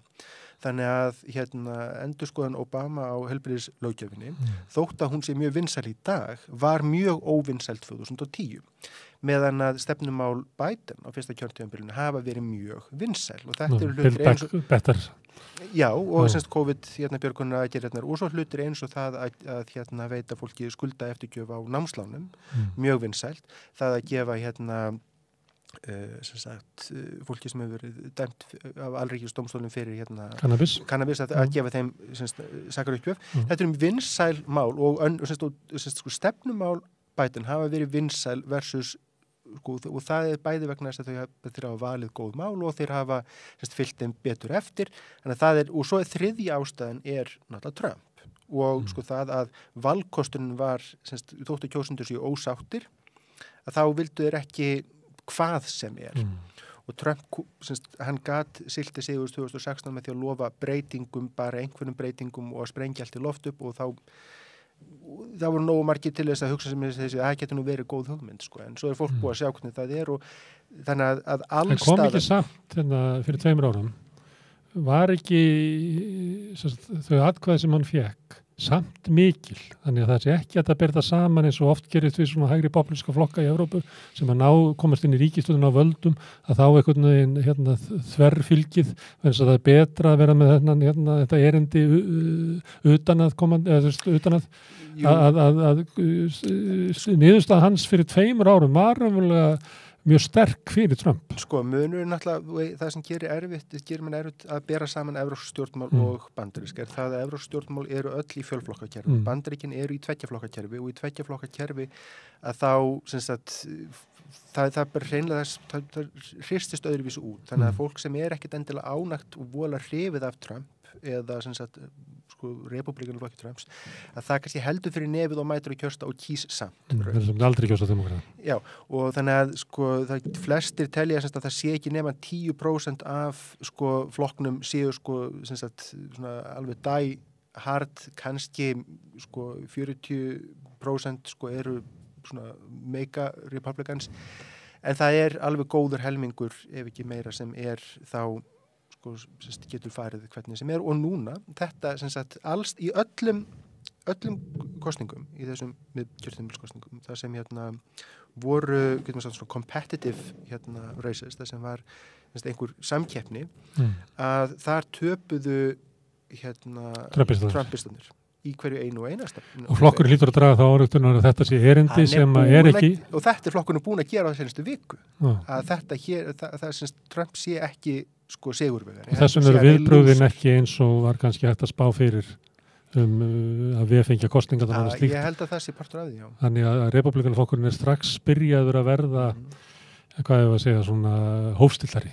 Og sko það sem kannski við höfum alltaf eftir að sjá alveg hversu mikið hófstiltar hann verður en það er alltaf klárt mála þessi stíl Trump og það að afneita niðurstöðum kosninga að það verður dregið eitthvað í land á þeim vikstöðum Santis sem Ron DeSantis sem er fylgjusvið Florida er núna næsti leiðtogi flokksins að því að það er allir nokkuð dögun og það við gerst bara á þessari senustu viku að flokkun allur sem einn hefur nána fyllt sér í kringum hann og í því sambandi er sennilega afdrifaaríkast er það að Fox News hafa snúist gegn Trump og ég held að hvort það var ekki The Guardian bara í dag sem var að flutti fréttur af því að Murdoch hafi tilkynnt Trump það að hann myndi ekki styðja hann ef hann byði sig fram aftur og Laura Ingraham það var mjög seint að styðja hann Murdoch, það var mjög seint Já, þetta er málið að 2016 að þá var, og Trump hefur aldrei notið,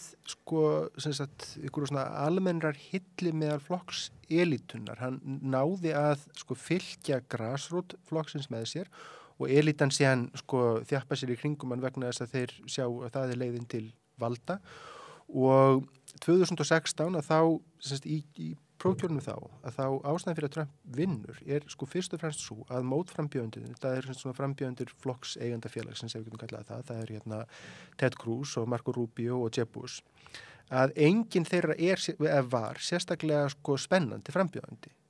Ted Cruz er alveg einstaklega ósérmennandi og óspennandi og Jeb Bush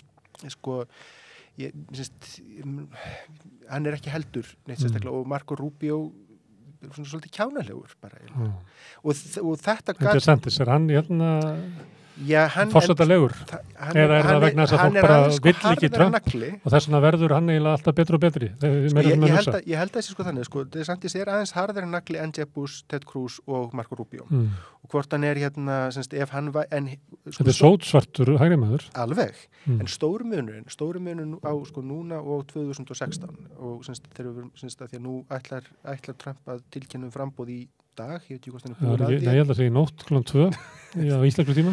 Já, þetta verður gaman. Að stóri munurinn á kosningunum núna og 2016 er sá að þá var andstaðan við Trump innan republikanaflokksins og hún var tvístruð og þeir eyddu öllu sínu púðri, þessir þrír, í það að reyna að komast fram fyrir hvern annan vegna þess að þeir héldu að gerðu ráð fyrir því að það myndi enginn kjósa Trump hann væri outrageous og absurd. Já, menn voru að segja þetta alveg bara fram á síðasta stundu, þetta getur ekki gerst. Ég hefði enga trú og það sem ég sagði í byrjunina, það er maður, þú komin alltaf svolítið óvart. En ég segi það er munurinn hérna núna og 2016 er þetta, að núna þá er öll flokkseigandafélagið, sem við kallaðum það, og hérna svona elitan og hérna hægri median hefur fyllt sér DeSantis. Og það var ekkert slíkt, menn fylltu sér ekkert neitt andstæðing Trump. Þósuður hafi ekki stutt Trump, það nauta þess að flokkseigandafélagið var tvístrað. Já, og sem þetta bara svona elita flokksins og median. Okay. Þetta er það sem flokkseigandafélagið vill og kannski megin þorri svona flokksins. En þú sagðir að væri kannski 10% sem að eru bara hardcore Trumpistar að neini og kannski 40% hringurinn alveg út í óvandarlega. Þannig er náttúrulega fólk sem hefur haft mest áhrif á bandarísk stjórnmál á þessari öld. Þannig ertu með tepósreifinguna, þannig ertu með fólk sem er vel skipulagt pólitískt, er með lítur svo á að hver orustu er bara orustu upp á líf og dauða. Þetta fólk mun ekki bara sætta sig allt innu við að nú er bara komin annar svipur á flokkinn og nú fyrir við að gera eitthvað allt annað en það. Nei, en það breytir ef þessi hreyfing hefur alltaf verið þarna og það er eitthvað sem við þurfum að muna er það að í bandarískum stjórnmálum hefur alltaf verið svona á jöðrunum og sérstaklega þarna á þessum svona svartasta hægri endanum hefur alla 20. öldina, 19. verið stór hópur sem er ekki tilbúin til þess að gefa eftir og er frekar tilbúin til þess að fara í borgarastríð. Og við sáum þetta á 10. áratugnum í Oklahoma. Þetta hefur við sáum þetta bara, það er þetta viðvarandi borgarastríð sem er kraumar undir. Og það hverfur ekkert, augljóslega. Það fer ekkert. Og það verða alltaf þessir kjósendur og þetta fólk. Spurningin er svolítið svo er vindurinn að blása í þessa átt eða ekki. Og meðan að vindurinn er að blása í þessa átt að þá bæði fær þessi svona órólegi jaðar meira athygli fjölmiðla, honum er gefið meira vægi, honum er gefið gert hærra undir höfði. Svipað að gera því að Evrópu, ég má vísa til þess. Já, að hérna sé það megin, það er sem nú kannski full ástæðs að hlusta á tímabili hafði danski þjóðarflokkurinn miklu meiri völd og áhrif á dansk samfélag heldur en að atkvæðamagni sínu. Einmitt, og þannig að það og síðan að meðan að en vindurinn er að breytast, þú veist að segja það þannig að þessi hópur kannski mun ekki hafa sömu áhrif á næstunni eins og það hafa haft ég skulle segja þetta svona, að hann gæti verið að breytast niðurstaða kosninganna var eiginlega svo að maður bjóst við því að það að sagan stemdi í þessa átt og það væri ennþá mjög langt í það að hún myndi snúa við. Ég hef hins vegar mikla trú á því hún gerir því að saga Bandaríkjanna sýnir okkur að Bandaríkin geta tekið mjög drastískar breytingar og það svona Bogi sögunar að hann sveigist ekkit hann sveigist til átt að réttlæti í Bandaríkjunum. Þótt að það gerist hægt og þótt að það snúi það séu bakslög og þar hundur gottunum. En hann, Bandaríkin hafa náð sér út úr verri öngstrætum. Þannig ég full að trú á því að Annar Magnús sittur hér heldur fyrir nokkru vikum þegar var reka svarsitt fyrir það. Þú hefur ekki sagt þessa setningu að sagan væri hægt og bítandi áttina auknu réttlæti. Ekki þá svarti Magnús sem var hérna. Ég nú sagt það oft, en þetta er in the long run og eins og Keynes sagði in the long run we're all dead og það er kannski punkturinn sá að ég bjóst ekki ég bjóst við því að það myndi taka lengri tíma og ég er að segja núna að ég býst ekki við því að þetta sé að nú hafi það sé búið að bara nýr kapli og nú sé bara smjör og hunang og hvað og öllum frá alls ekki. Það sem ég er að segja er það að það sem leit út fyrir að vera ég hugsa að það sé þetta er ekki eins það er ekki eins svart, það styttist hugsanlega í það og það þessar kosningar sem sko allt leit út fyrir að yrði rauð bylgja og leit allt út fyrir að sko, eftirleiku kosningarna yrði erfiður og alvarlegur og það þyrfti eitthvað annað og meira og róttakara að koma. Kosningar bara að Trump myndi fá glimrandi byrjun. Alveg og þetta og við erum bara næstu 2 ári yrði bara sko, kosningar bara átt að hans það sem hann var að sko, það yrði haldið áfram að hamra á sko, seinustu kosningar þeim eru stólið og það lifir ekkert sko, lýðræðisríki mjög lengi af við sko, slíka eilífas umræðu það að allt sé rotið, allt sé spilt, allt sé að fara til helvítis og allt, það lifir ekkert lýðræðisríki lengi þannig. En sko, það að niðurstaðakosningarna hafi orðið þessi 2 atriði sem ég sagði upp hafi komið óvart. Að það þýðir að næstu 2 ár verða ekki alveg eins slæm og þá hafa demókratar eitthvað til þess að byggja á. Og eins og ég segi, sko, það sem gerist í kosningunum þetta að sko ástæðan fyrir demókratin gengur eins vel og þeim gengur að það ungar konur koma á kjörstað og það út af Roe v. Wade, það hjálpar til. Það það að sko róttækustu trumpistarnir að fólk kærði sig ekki þá. Þannig að nationally að þá eru independents sem ekki skráðir í einn flokk og þeir kusu demókrata frekar en republikana. Það sem mjög óvenjulegt að óflokksbundnir kjósi flokk sitjandi forseta og það vegna þess að þeir mislíkaði sko róttæknin á hægri vagnum og svo sko þetta að stefnumálin eru sko vinsæl, 4% nationally og í þeim fylkjum þar sem sko voru svona róttækustu hægri mennirnir að þá í Pennsylvania hvar 18% sko líklega til þess að kjósa demokrata. Í Nevada 30% líklega til þess að kjósa demokrata. Þannig að þar sem kosningarnar 2020 voru á kjörseðlunum í ár, þar sem voru frambjóðendur sem vildu snúa við seinustu kosningum, þar töpuðu þeir og demokratarunum. Þannig að þetta segir að það ekki allur vindur úr lýðræðinu. Og þetta voru merkilega kosningar og það var sagt fyrir kosningarnar að þetta getur verið kosningar sem væru framtíð lýðræðis í Bandaríkjunum og þú ert að túlka þannig að svo hafi verið og það hafi verið frekar tildulega jákvæð niðurstaða. Það það sem ég er að segja, sko. En með því ég ekki að segja að lýðræðinu sé redda. Því að það sko, eins og þetta brandarinn sko, að okkar frambjóðendur fengu sko 0,5% betri niðurstöðu en hinn og þar með bara það hefur svolítið verið tilhneigin náttúrulega sko bæði hjá vinstri og hægri vagn. Þetta spenntur að heyra frá Trump í nótt? Þolur að hlusta á hann? Ég meina sko ég veit ekki hvað ég held að það að hann bjóði sig fram sé sennilega jákvætt fyrir demókrata. Því að hann það mikið sko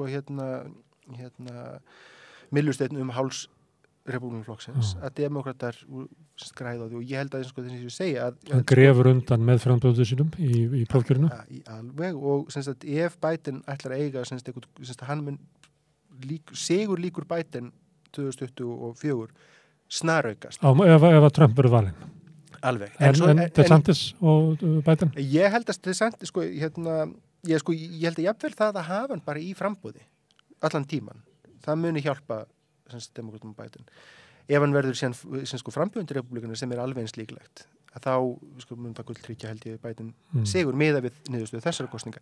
En svo margt sem getur gerst á næstu 2 árum. Eins og til dæmis, verðbólgan í Bandaríkjunum að dragast saman, það lítið atvinnuleysi en hagfræðingar spá því að það sé stór krepp á næsta leiti, það geti þá allt farið. Ég ætla ekki að pína þetta að spá svo langt. Nei, en ég segja, sko, ég held að professori hagfræði áðan sem að sagðist ekki geta spáð neitt efnaði, nema það veri frekar líklegra en ekki að það væri mikill efnaðsamdráttur framöndan. Já, þannig að en það segja maður sko núna, sko, að aftur kjósendur höfðu miklar ágjur efnaðs ástandinu, en samt náðu demókratar að halda. Sem að vanalega gerist ekki. Þannig að það sem ég sagði, sko, í byrjuninu þetta, og það það sem gerir bandarísku spennandi það að niðurstaðan oft, hún kemur manni á óvart. Ég sko, sannfærður það til lengri tíma litið og það náttúrulega, sko, ef við gefum okkur það að það fari ekki bara allt til helvítis einhvern veginn, sko, á svona nattræna vísu, sko, ef það verður ekki einhver climate katastrófa og þar fram til göttunum, að þá komist Bandaríkin á endanum út úr þessu og þannig menn nái einhvers konar samfélagi nái einhvers konar sátt aftur í kringum eitthvað, það þarf eitthvað drastíst til þess, það er langt undan en það ég held að allavega þá næstu 2 ár ekki eins slæm í bandarísku stjórnmálum að bjóst við en Trump mun örugglega sjá til þess að þau verða spennandi sko. Magnús, takk fyrir að koma hérna og fara yfir kosningarnar, alltaf fróðlegt. Það er ekki alltaf farið til helvítis í Bandaríkjunum en það er alltaf farið til helvítis í Rússlandi og ætlum að fjalla það eftir augnablik.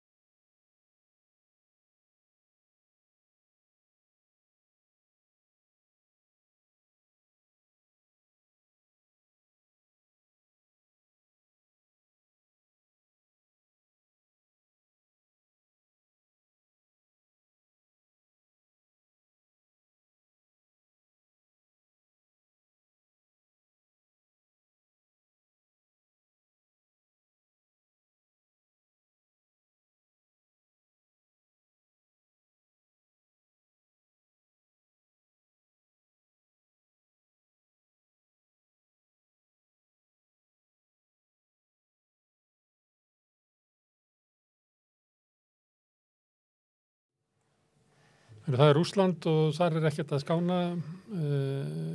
Eldflug frá rússneska hestum fór inn í Pólland í dag og drap þar allavega 2 manneskjur. Og við ætlum svona aðeins að reyna átt okkur á Rússlandi og erum hérna með fólk sem er að koma sér fyrir í settinu. Það eru góðkunningjar þáttarins, Viktoría Baksína, sem er frá Rússlandi og Valur Gunnarsson sem hefur verið í Rússlandi og var núna í vor og sumar í Úkraínu. Hvað ég veit eiginlega ekki hvað, þetta er ekki gott með Rússland? Alls ekki. Ég meina sko það eru engar fréttir sem koma austan megin sem eru góðar síðustu 265 daga. Nei. En þetta er líklega svo versta sem hefur einhver tíma barist til okkar. Þetta getur verið bara algjörð kaplaskil í þessu stríðinu sem þýðir að við höfum ekki fengið ennþá staðfestingu. Þetta væru greinilega bara rússneskar eldflaugar sem voru sendar með ákveðnum tilgangi. Sko það er bara spáð að þetta væru eldflaugar sem beinuðust að Úkraínu en voru skotnar niður líklegast af úkraínskum her og lendu nálægt Lublin í Pólandi en Póland er eins og við vitum bara ádildarríki NATO og það helsta í NATO greinilega málsgrein nummer 5 sem segir að árás á eitt bandalagsríki jafngildi árás á öll bandalagsríki sem bara felur ekkert sérstaklega gott í sér sem sagt ef við fengum staðfestingu að eldflaugar voru sendar þar með ákveðnum tilgangi þá getur NATO þá líka beitt sprengjum eða valdi og þá tölum við ekki lengur innrás í Úkraínu og stríði í Úkraínu heldur styrjöld. Og þú telur það líklegt? Ég veit það ekki, mín helsta ósk að þessu líni sem fyrst en það bara óskum eins og ekki þannig, það mikill þrýstingur á öll bandalagsríki að bregðast við þessu sem fyrst á ákveðin hátt og við, almenningur, við vitum ekki hvað felst bara í þessum aðgerðum og verkum sem koma. Nei, það alltaf þetta að tekna upp sviðsmyndir, sko. Ég held að sé nokkuð ljóst hvað hafi gerst. Rússar voru að skjóta út allt, eins og þið gera gegna þeirri tap á vígvellinum og þeirra undanfarin rúman mánuð það hefur verið skjóta Lviv sem vestast sem eigur þetta hættuna því að það lendi á Póllandi eða NATO-ríki og þeirra var ekki mikið verið skjóta Lviv fyrir nema undanfarin mánuð þannig að eitthvað svona var alltaf sjálfsög líklegt til að gerast. Þetta örugglega rússnesk sprengja sem að örugglega lendi í Póllandi og örugglega óvart. Dugar það í stríði að segja ups, ég ætla ekki að gera það? Það nefnilega getur gert það. Það vill engin afleiðingar sem þetta yrðu ef þetta er þetta sem árás á Pólland. Tyrkir skutu niður rússneska orrustuflugvél einu sinni og fyrst viðbrögð Rússa eins og alltaf er að ljúga og segja þetta var ekki við, næstu verða kannski segja þetta voru Úkraínumenn. Mögulega ef Úkraínumenn skutu hana niður vonlegt í Póllandi þá náttúrulega flækir það eins málin, þetta betur því ekki rússnesk rækjata. Jafnvel verður endilega lausnin svo að draga Lavrov fram og láta hann biðjast afsökunar, sko. En hann er að draga fram úr sjúkrarúmið ekki? Það ekki slappur kallinn? Já, hann fór snemma heim, en hann fór líka snemma heim. Nei, það kom yfirlýsing reyndar frá utanríkisráðuneytinu Rússlands að þetta væri líklegast bara ögrun frá Vesturlöndum sem sagt Rússland. Þú tala sprenginguna? Já. Já, og það er náttúrulega fyrstu viðbrögð, það er að ljúga, sko. Já. Það er alltaf. En alltaf að halda áfram með það kannski. En spurningin alltaf líka bara vilji NATO til þess að túlka þetta sem árás á öll ríki og þá vilji hjá öllum aðildarríkjum NATO. Það jafnvel, sko, Pólverjar eru bara fundum þetta þetta núna. En það einu svona krafa frá Pólverjum að líta svo á að þetta sé árás á Pólverjum? Það er nóg að þeir skilgreinið að svo sé, eða ekki? Það ekki hinn NATO-ríkin skuldbundin? Það ekkert fundur í Tyrklandi til þess að ákveða hvort að Pólverjar líti svo á að það ráðast á landi? Jú. Það ekki bara sko hægt, við gátum ekki sagt í landhelgisdeilunni eða eitthvað sko, þetta var NATO-ríkin verða að samþykja að svo sé og það er bara einu sem verið gert, það var eftir árásin 11. september. Þannig að já, þetta ekki bara í höndum Pólverja og ekki endilega víst hvað, þeir náttúrulega mun örugglega fordæma þetta harkalega og NATO mun fordæma þetta harkalega. Þetta mun örugglega leiða til meiri vopnasendinga og stigmögnuna þannig. En það að þeir ákveði að lýsa Rússum stríð á hendur raunverulega eftir þetta, ég held að það veri halda ósennilegt. En þú óttast það, Viktoría? Já, þú veist, ég bara út af það að það ekki komin eina góða fréttir svo lengi og þú upplifir að þetta sé bara vesna. Já, greinlega það, þú veist, og það sem fólk að segja mér, þú veist, ég á pólska vini hér og ein vinkona var stöðlega að segja mér að Pólverjar séu reyndar að undirbúa sig fyrir svona beitingu kjarnorkuvopna af hálfu Rússlands svolítið lengi. Þannig að þetta var í hugum þeirra og það því að þú veist, þótt Póland tók ekki beinlínis þátt í stríðinu þá var þessi ótti alltaf að þú veist, eitthvað beindist kannski að landamærum Póllands. Já. Jú, það hefur verið líka ótti í Íslandi og allsstaðar.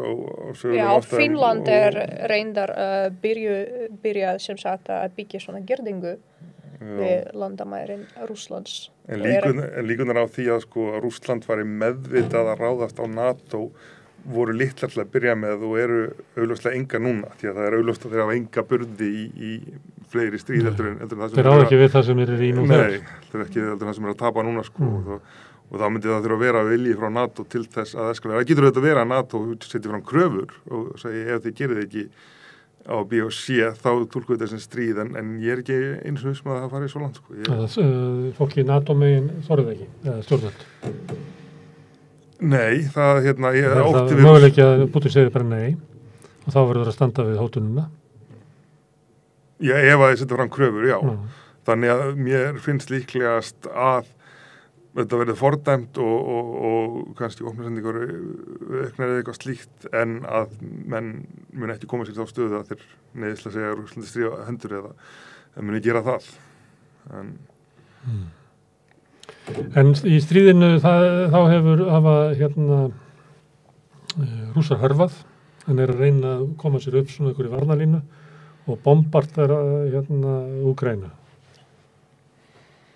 Já, það voru tæplega 90 eldflaugar sem voru sendar og flestar þeirra voru skotnar niður en þú veist nokkrar hittu samt skotmörkin og það eru innvíðir alls staðar sem eru algjörlega eyðilagðir og rafmagnsleysi í flestum borgum sem óæskilegt á þessu tímabíli. Þú veist, veturinn að koma, það kalt. Jú, og það líka búið að breiða stríðið út með eins og til Lviv þar sem ég var allir til örygg fyrir. En sko, stríðið náttúrulega ekki vinnanlegt fyrir Rússa á vígvellinum. Það er ljóst. Þetta er einhvers konar planvirðist vera að reyna að eyðileggja innviði og þvinga fólk til uppgjafar þannig en það er engin dæmi þess í sögunni að þjóðir hafi gefist upp sögum loftarása, hvort sem lítum til Breta eða svona þjóðir í seinni heimsstyrjöld, Víetnama eða hvað sem er. Þetta mun ekki gera neitt að herða baráttu vilja Úkraínumanna. En hvert er það planið? Planið í dag held ég bara að minna á sig. Þetta er það sem hann gerir alltaf Putin, þegar hann tapar orustu, eins og nú Gjertin Kersson, þá minnir hann alltaf á sig með því að sprengja út allt og hann gerði það alltaf á mánundum sko, í Rössjár, það er hann degið sitt núna. Eins og alkoholisti, vaknar í vondu skap á mánundum. Já, þetta er á þessu mánundusmótnar. Það að hann skulle kjósa að gera það núna er kannski í samhengi við en hann fund í Bali, þar sem að 19 valda mestu menn heims koma saman sem að ég held að sé enn misreikningunni sko. Þeir eru núna að fundum hvað er að álykta og það að hann skulle vera að ráðast að óbreyta borgar í Úkraínu er bara til þess að auka líkurnar á því að lönd sem eru þó nokkur sem að hafa svona reynt að sitja hjá að fleiri munu þá kjósa að fordæma. Þannig að tímastætningar er held ég misræðan eins og svo margt. Valur, síðast þegar ég talaði við þig Rússland, þá var eiginlega að heyra á þér að þú taldir að Putin ætti bara kannski fáa daga eftir. Sko við náttúrulega vitum aldrei hvenær hann fer, en við vitum að mun fara á endanum. Og ég held jafnvel að það sé nánast eina sem eftir að segja fyrir víst er að Putin muni fara. Náttúrulega best væri að hann færi bara á morgun og þá væri stríðinu mögulega lokið. Og kannski ekki samt, ef einhverjur enn harðari myndi taka. Sem er líklegra kannski? Mögulega, kannski getur Viktoría sagt meira það, en ef hann semur einhvern gríðarlega óhagstæðan frið sem er einu friðarsamningarna sem hann getur náð fram, þá er held ég mjög hæpið að hann getur sittið mjög lengi eftir það. Og þá getur maður líka bara til dæmis lítið sem til Khrushchev sem að lúffaði í Kúbudeilunni og var settur af 2 árum seinna. Þannig að og getur verið klókara fyrir þá sem er í kringum hann að skipta fórust og semja svoðumfrið eða hvað? Já, það getur verið. Það fáið betri samning? Eða semja frið og skipta svo út, já. Það, svo lengst ég gefi það út, hann vill ekki semja við Putin, sem er í mars, þá var það einmitt krafa að semja við Putin beint forseta. Núna er það krafa sem ég ekki við Putin, þannig að það spyrir náttúrulega hversu mikið úthald Rússar hafi að tapa þessu stríði. Hvað segir þú, Viktoría?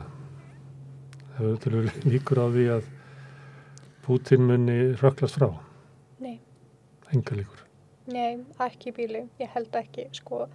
Þótt að við erum búin að tapa, Herson, þá til dæmis herrkvartningu ekki lokið. Og veistu hvaða fólk nú kvart í herinn?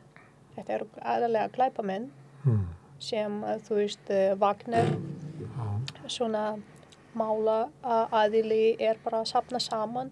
Þetta glæpamenn sem hafa framið mjög alvarlega glæpi. Þetta fólk, án mánuðar safna saman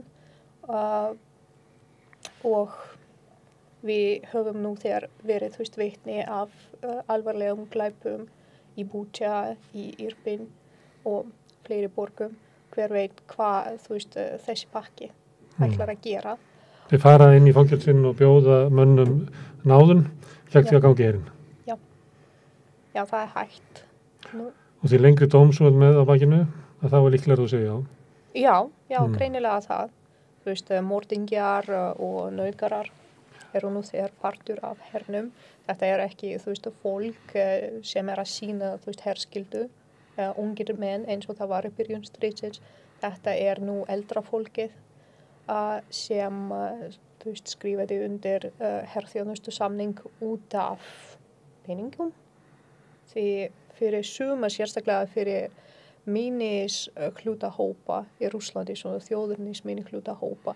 Þetta eins og einhvers konar, vinningur í happdrætti að fá svona pening og hjálpa fjölskyldum.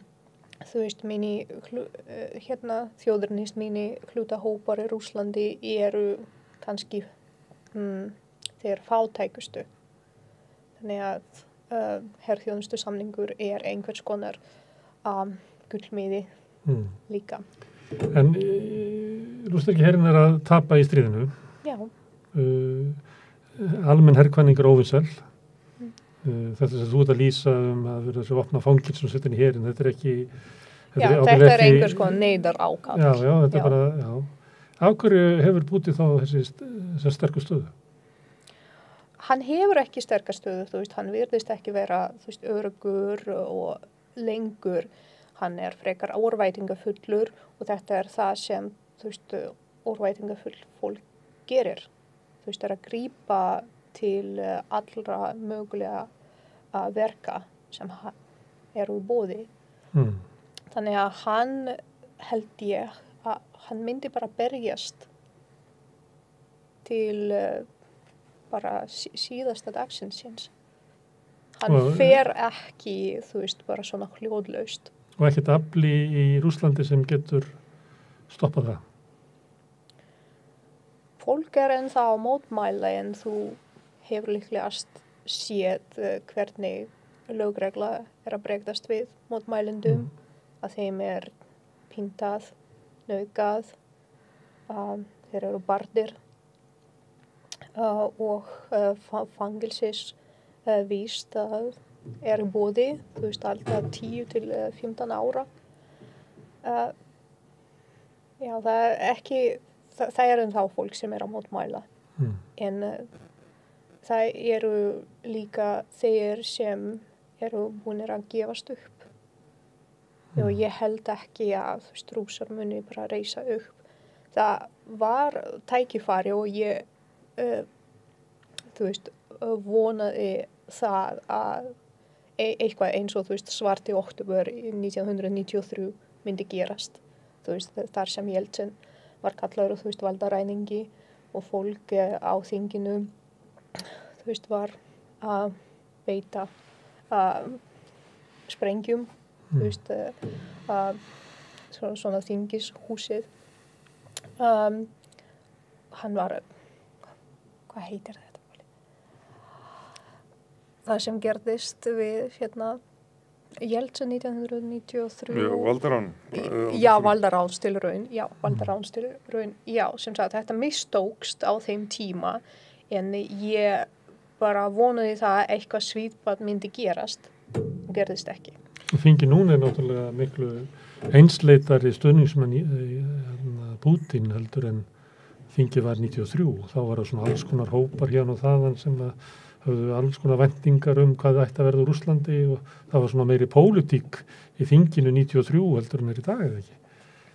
Jú, að mestu leyti og núna, þú veist, líka mikið bara samstaða á þinginu sem sagt, ef Putin kallar, þú veist, til neyðarfundar þá fólk bara tilbúin að koma saman innan mínútna og ræða málið, þú veist, og skrifa undirlög og birta þau. Og gera allt eins og hann vill.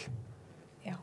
En það einmitt 93, það voru þessi tveir valdapólar sem voru þingið og forsetin. Forsetin vann þegar þingið reyndi að setja hann af og leit skjóta á þingið og má kannski segja að það hefur endalok lýðræðis í Rússlandi. En, það hefur bara verið 3 kvartar voninu lýðræði þar. Já, kannski var það stóða cirka 2 ár. En það engin lögformleg stofnun í dag sem að getur sett Putin af, ólíkt til dæmis í Úkraínu 2014 þegar þingið setti forsetan af þegar hann var komin umstændi. Þannig að það útilokað, það eina bylting af götunni, það náttúrulega myndi verða óbúslega blóðut og ansi ósennilegt, en sá möguleikjan verið stift innan frá einhvers staðar þetta alltaf fyrir hendi og hann ótrúlegt að hann hafi svona sterkt tök en ég maður hugsa jafnvel Saddam Hussein sem tókst að tapa hverju stríðin á fætur öðru en samt haldi valdatímana en síðan líka náttúrulega spurningin hvernig þetta þróast á vígvellinum. Núna Úkraínumenn komnir að Dníprá í suðri og maður myndi ætla að það væri erfið að sækja yfir og halda hratt áfram þessu raunverulega búin að gera í haust. En það einn möguleikin og hann einhverju fregnir það að þeir séu þegar komnir yfir með einhvern sveitir og ef þeir ná að fara það í gegn og niður til Asóhafs þá eru búin að skera á Krímskaga og þá Krímskaga ekki lengur að sjóna fyrir vistum og þá með Brúin fallin hérna. Já, hún ekki lengur nothæf sko og ef Putin búin að missa Krímskaga þá hansi mikið hans lögmæti farið sko, ekki bara út af þessu stríði, heldur þetta var hans stærsta stund 2014 þegar hann tók yfir Krímskaga. Þannig að það spurning hvort það getur orðið fyrir einhverjum þannig ósigri að það verið endanlega endanlega lokað á hann sko, því að hann enn sem komið hann ennþá heldur hann meira landi heldur hann hafði byrjun stríðs, þannig að það átt að sína hún einhvern árangur, en sá árangur fer minkandi og minkandi. Andstaðan við Putin, hún kom svolítið til Íslands. Það voru hjón sem voru að berjast fyrir því að fá verið hérna á Íslandi, búin að vera hér í 7 mánuði. Já. Anton og nafnaðinn, Viktoría. Þau verða sendt úr landi núna bara í fyrramálið. Fylgdustu með þessu? Já, þú veist, kynntumst. Þetta ekki svolítið skrítið? Við erum alltaf að biðja fólk vísu upp gegn Putin og svo kemur fólk sem hefur gert það og við getum ekki veitt þeim hæli. Já, þetta, þú veist, ég myndi kalla þetta hræsni og þetta líka bara merki á því að kerfið sé ekki tilbúið til að taka á móti svona fólki.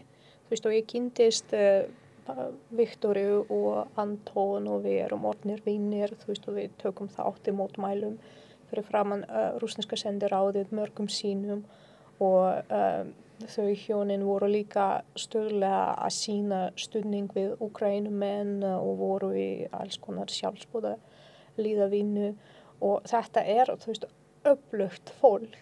Þú sést að mótmælu þér, þú ert náttúrulega svolítið mikinn kjark til þess að gera þetta. Já, þú veist, og Anton, þú veist, það ekkert varðandi Viktoríu en lögreglan að fylgjast með honum mjög grannt í Rússlandi. Það til dæmis búin að loka á samfélagsmiðla hjá honum af lögreglu í Rússlandi sem hann getur ekki nálgast reikninga sína þar og já, greinilega býður þeirra, þú veist, dóm í Rússlandi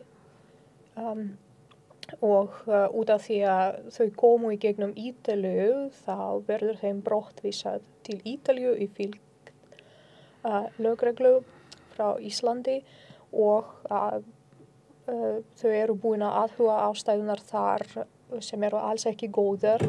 Þú veist, það bara ekkert öryggi. Og fara eiginlega versnandi með að við núverandi stjórnvöld og Ítalíu, allavega ekki skánandi. Já, þetta einmitt þannig og þau hjónin bara gerðu allt þú veist, til að sýna tengsl við Ísland sem eru þar, þú veist, þetta fólk sem hefur komið hingað margsinnis, því Anton og Viktor voru að reka svona ferðaþjónustu fyrirtækið og komu með alls konar ferðamönnum hingað og þau bæði þekkja sögu og náttúru Íslands mjög vel og mér finnst ótrúlega ófagmannlegt að þú veist Útlendingastofnun og svo kærunefnd sem sýndi áfrýjun þeir tók alls ekki tillit til margra ástæðna meðal annars þú veist meðmæla frá Íslendingum atvinnu boðs og þú veist Útlendingastofnun var ekki búin að taka tillit til víðtækrar reynslu þessa fólks sem myndi, þú veist, alls ekki vera einhvers konar, þú veist, fjárhagsleg byrði hér á landinu. Þetta fólk sem búin reyndar að fá atvinnubót og myndi gjarnan vinna hér, þú veist, og leggja sig af mörgum til samfélagsins. Með reynslu í ferðaþjónustu sem vart vaxandi atvinnugrein hér. Já, þetta ekki bara... Frábær grein sem Anton skrifar í Kjarnan og við segjum henni frá henni á samstöðinni. Frábær grein, hvernig hann að skrifa? Þetta bara algjörlega fáránlegt mál. Já, ég reyndar hafði milligöngu það og þetta náttúrulega ómanneskilegt og ólíðandi og líka óskinsanlegt. Af því á endanum, þegar Pútín-stjórnin fellur, hvenær sem það verður, þá það einmitt fólk eins og þetta sem þarf að taka við og þess vegna mitt best að hlúa að þeim og þannig að það þegar þau fara síðan aftur til Rússlands eins og 100.000 aðrir muni gera á endanum að þau komið þá með nýjar hugmyndir og ný viðmiða því að það þarf að byggja Rússland upp á nýtt á endanum. Já, þetta sýnir líka, þú veist, allir rússar sem eru hér á Íslandi, þú veist, jafnvel að við erum hér löglega, sem svo að ég alltaf uppfylli ekki kröfur dvalarleyfis minns og það þú veist, eina lausn að fara heim til Rússlands. En út af því að ég tala við þig núna þetta mál, það má ég ekki því ég veit að, þú veist, minn bíður líka líklegast, þú veist, fangilsi í Rússlandi. Þannig að við erum að sjá að íslenska kerfið alls ekki tilbúið að bregðast við fólki í mjög viðkvæmri stöðu. Þú veist, hælisleitendum og meðal annars, þú veist, hælisleitendum frá Rússlandi. Já, hvetji fólk til að lesa greinin hans Antons og Kjarnanum, það sagt frá henni á samstöðinni. En hérna, við talaðum svolítið annað vegna þess að eins og ég sagði áðan að þá var Valur út í Úkraínu í sumar og vor og þú líklega verið að skrifa þessa bók, hvað ef? Já, ég var gekk frá henni í Kíef, ég var satt að færaðast og skrifa greinar fyrir miðla í bæði júlí og september, tók smá hlið í Kífin á milli þar sem ég var að ganga frá þessari bók en hún hafði nú verið skrifuð áður. Og þetta svona þín sérfræði sem sagfræðins að skrifa söguna sem ekki varð. Sagan ekki nógu stór fyrir því, þannig að þú býrði alltaf til nýja sögu. Hvað heitir þetta, svona ef-saga? Já, ég sem þú kallar valsögu. Valsögu? Valið hvað vilt, en þetta fylgir mjög ákveðnum reglum, sko. Þetta sem heitir Alternative History á ensku sem þá eiginlega bókmyndagrein eða Counterfactual sem sagfræðigrein. Og hérna, ef ég má lesa framan á bókinni, þá velta spurningum hvað ef Róm hefði ekki fallið? Jú. Hvað ef Hitler hefði unnið? Hvað ef Bítlanir hefði aldrei verið til? Eða Lenin hefði lifað lengur? Ekki hrun-orðið á Íslandi og fleiri sagfræðilega vangaveltur. Hver tilgangurinn með þessu? Að taka eitthvað svona eina breytu og sjá fyrir sér hvernig sagan hefur þróast? Já, ég meina það tilgangurinn, þetta líka bara gaman að velta þessu fyrir sér og þau bara búin að lesa yfir sem setni heimstyrluna eða eitthvað, þá lítum alltaf að velta fyrir sér hvað það verið öðruvísi. En þetta samt ákveðin grein sem að fylgir ákveðinu lögmálum, sem að grunninn óreiðukenningin sem að ekki svo óreiðukennd, þetta snýst orsök afleiðingar og oft hvernig eitthvað mjög lítil breyta, eitthvað mjög lítil orsök getur haft risavaxnar afleiðingar setna, en ef við breytum henni, þá kannski eitthvað allt öðruvísi og síðan erum að rekja svona þráðinn og ég held að þetta sé svolítið innifall. Hvað segir þetta okkur? Segjum að ef Hitler hefði dáið í æsku? Og þú teiknar upp hvernig sagan hefur þróast. Hver er lærdómurinn þá? Að Hitler skipti öllu máli? Í lærdómurinn líka að stríð ekki óhjákvæmilegt. Það hægt að koma í veg fyrir þau á einhverjum tímapunkti. Því að ef að seinni heimsstyrjöldin var óhjákvæmileg, þá Hitler í fyrsta lagi saklaus, af því að við gátum ekkert annað gert, sko. En allt, og ekki síður fyrir heimsstyrjöldina, allt ekki óhjákvæmilegt. Þannig þetta andstaða við svona þá hugmyndum að allt svona líði áfram einhverjum straumi, það myndir engu breyta, ef það hefði ekki verið Hitler, það bara verið einhver annar. Þannig að þetta svona frelsi frá svona okkur svona nauðhyggju. Já, hún það og þessi svona vangaveltur komið fyrst frá með einhver alvöru eftirfall Sovétríkjanna sem enginn sá fyrir en eftir í átti voru óhjákvæmilegt og nú var hinn endanlegi sigur kapitalismins óhjákvæmilegur og sögun umverulega lokið af því að allt var svo óhjákvæmilegt. En ef þú trúir ekki á orsök og afleiðingu og umverulega og tilvíðlega einstakar breytur, þá lítur eiginlega að trúa einhvern guðlega forsjón eða eitthvað, sagan sé bara fyrirfram skrifuð og allt í fyrir genunum. Kári Stefánsson. Genin skipta máli. Allt skrifaði í genin. Já, og þú veist, genin skipta máli, allt skipta máli, en við erum samt öll að þvælast innan einhvers kerfis og við getum öll haft áhrif á það og raunverulega erum við öll að skrifa söguna á hverjum degi. Að mismiklu leyti, sem eru auðvitað stóru leyti að það eru litlu. Með þáttöku okkar inn í samfélaginu. Til dæmis, já. Þannig að með því að lesa þetta þá áttar menn sig á því að við höfum einhverju tilgangi að gegna í því að móta samfélagi sem við erum í. Já, hvað sem okkur líka betur eða verð, þá tökum við þátt í að móta samfélagi. Við gerum líka með því að gera ekki neitt eða með því að gera eitthvað. Við vorum svolítið að tala hrunið áðan í tilefni af Íslandsbankasýslunni og það kom líka Íbúðalánasjóður og fleiri inn í það. Þetta spurningin, ef ekkert hrun hefði orðið á Íslandi, hvernig var Ísland þá? Það væri Já, ég held að það sé tiltölulega auðvelt að ímynda sér hvernig Ísland hefði orðið ef ekki hefði orðið hrun að það hefði skárra. Það sem ég frekar að gera í þessum kafla hrunnið að skoða hvenar það varð óhjákvæmilegt. Hvenar byrjar hrunnið á Íslandi? Þegar við erum komin á svona point of no return, að við keyrum á veginn, það er of seint að bremsa. Já, ég meina þegar Lehman Brothers fellur, þá það hrun óhjákvæmilegt á Íslandi, en það var mínikrísan 2006. Íslandskreppan, páskana. Já, þar hefði mátt til dæmis trappa allt niður, en það var engin stemning fyrir því. Í staðinn var opnir ICE-reikningar sem að gerur hrunið miklu verra. En ef að það hefði mátt bregðast öðruvísi við, en það samt komið einhvers hrun. Þannig að það raunverulega grunn ástæðan liggur í einkavæðingu bankana og hvernig hún framkvæmd 2002-2003 Já, þannig að frá 19 og við erum að tala Íbúðalánasjóð núna, það var náttúrulega innrásbankana inn á Íbúðalánasjóðin 2004, það líka komið svona spurningum hvort það hefði verið hægt að bremsa eftir það. Já, það hlutin á einhverjum tímapunkti verða hlutin óhjákvæmilegir, en ef þú fer nú langt aftur þá hefði alltaf verið hægt að gera eitthvað öðruvísi og það áherslu staðsetja það, en þau tímabil alltaf við getum gert eitthvað öðruvísi samt Á hverju ertu að skrifa sögu sem að hefur ekki verið? Og nú rithöfundur einhver leiti líka. Hálfur rithöfundur og hálfur sagnfræðingur. Jú, ég hef skrifað skáldsögu sem heitir Örninn og fólkin sem fjallar hvað ef að þjóðar eru hernum í Ísland þegar Bretar. En það skáldsaga. En eins og ég var raunverulega að segja áðan, þá þetta tilraun til að útskýra orsök og afleiðingu og alveg eins og framtíðin óræði núna. Ef allt var fyrirfram gefið að fara einhverjum stórum strömmum, þá ættum við að geta bara teiknað upp hvernig framtíðin verður.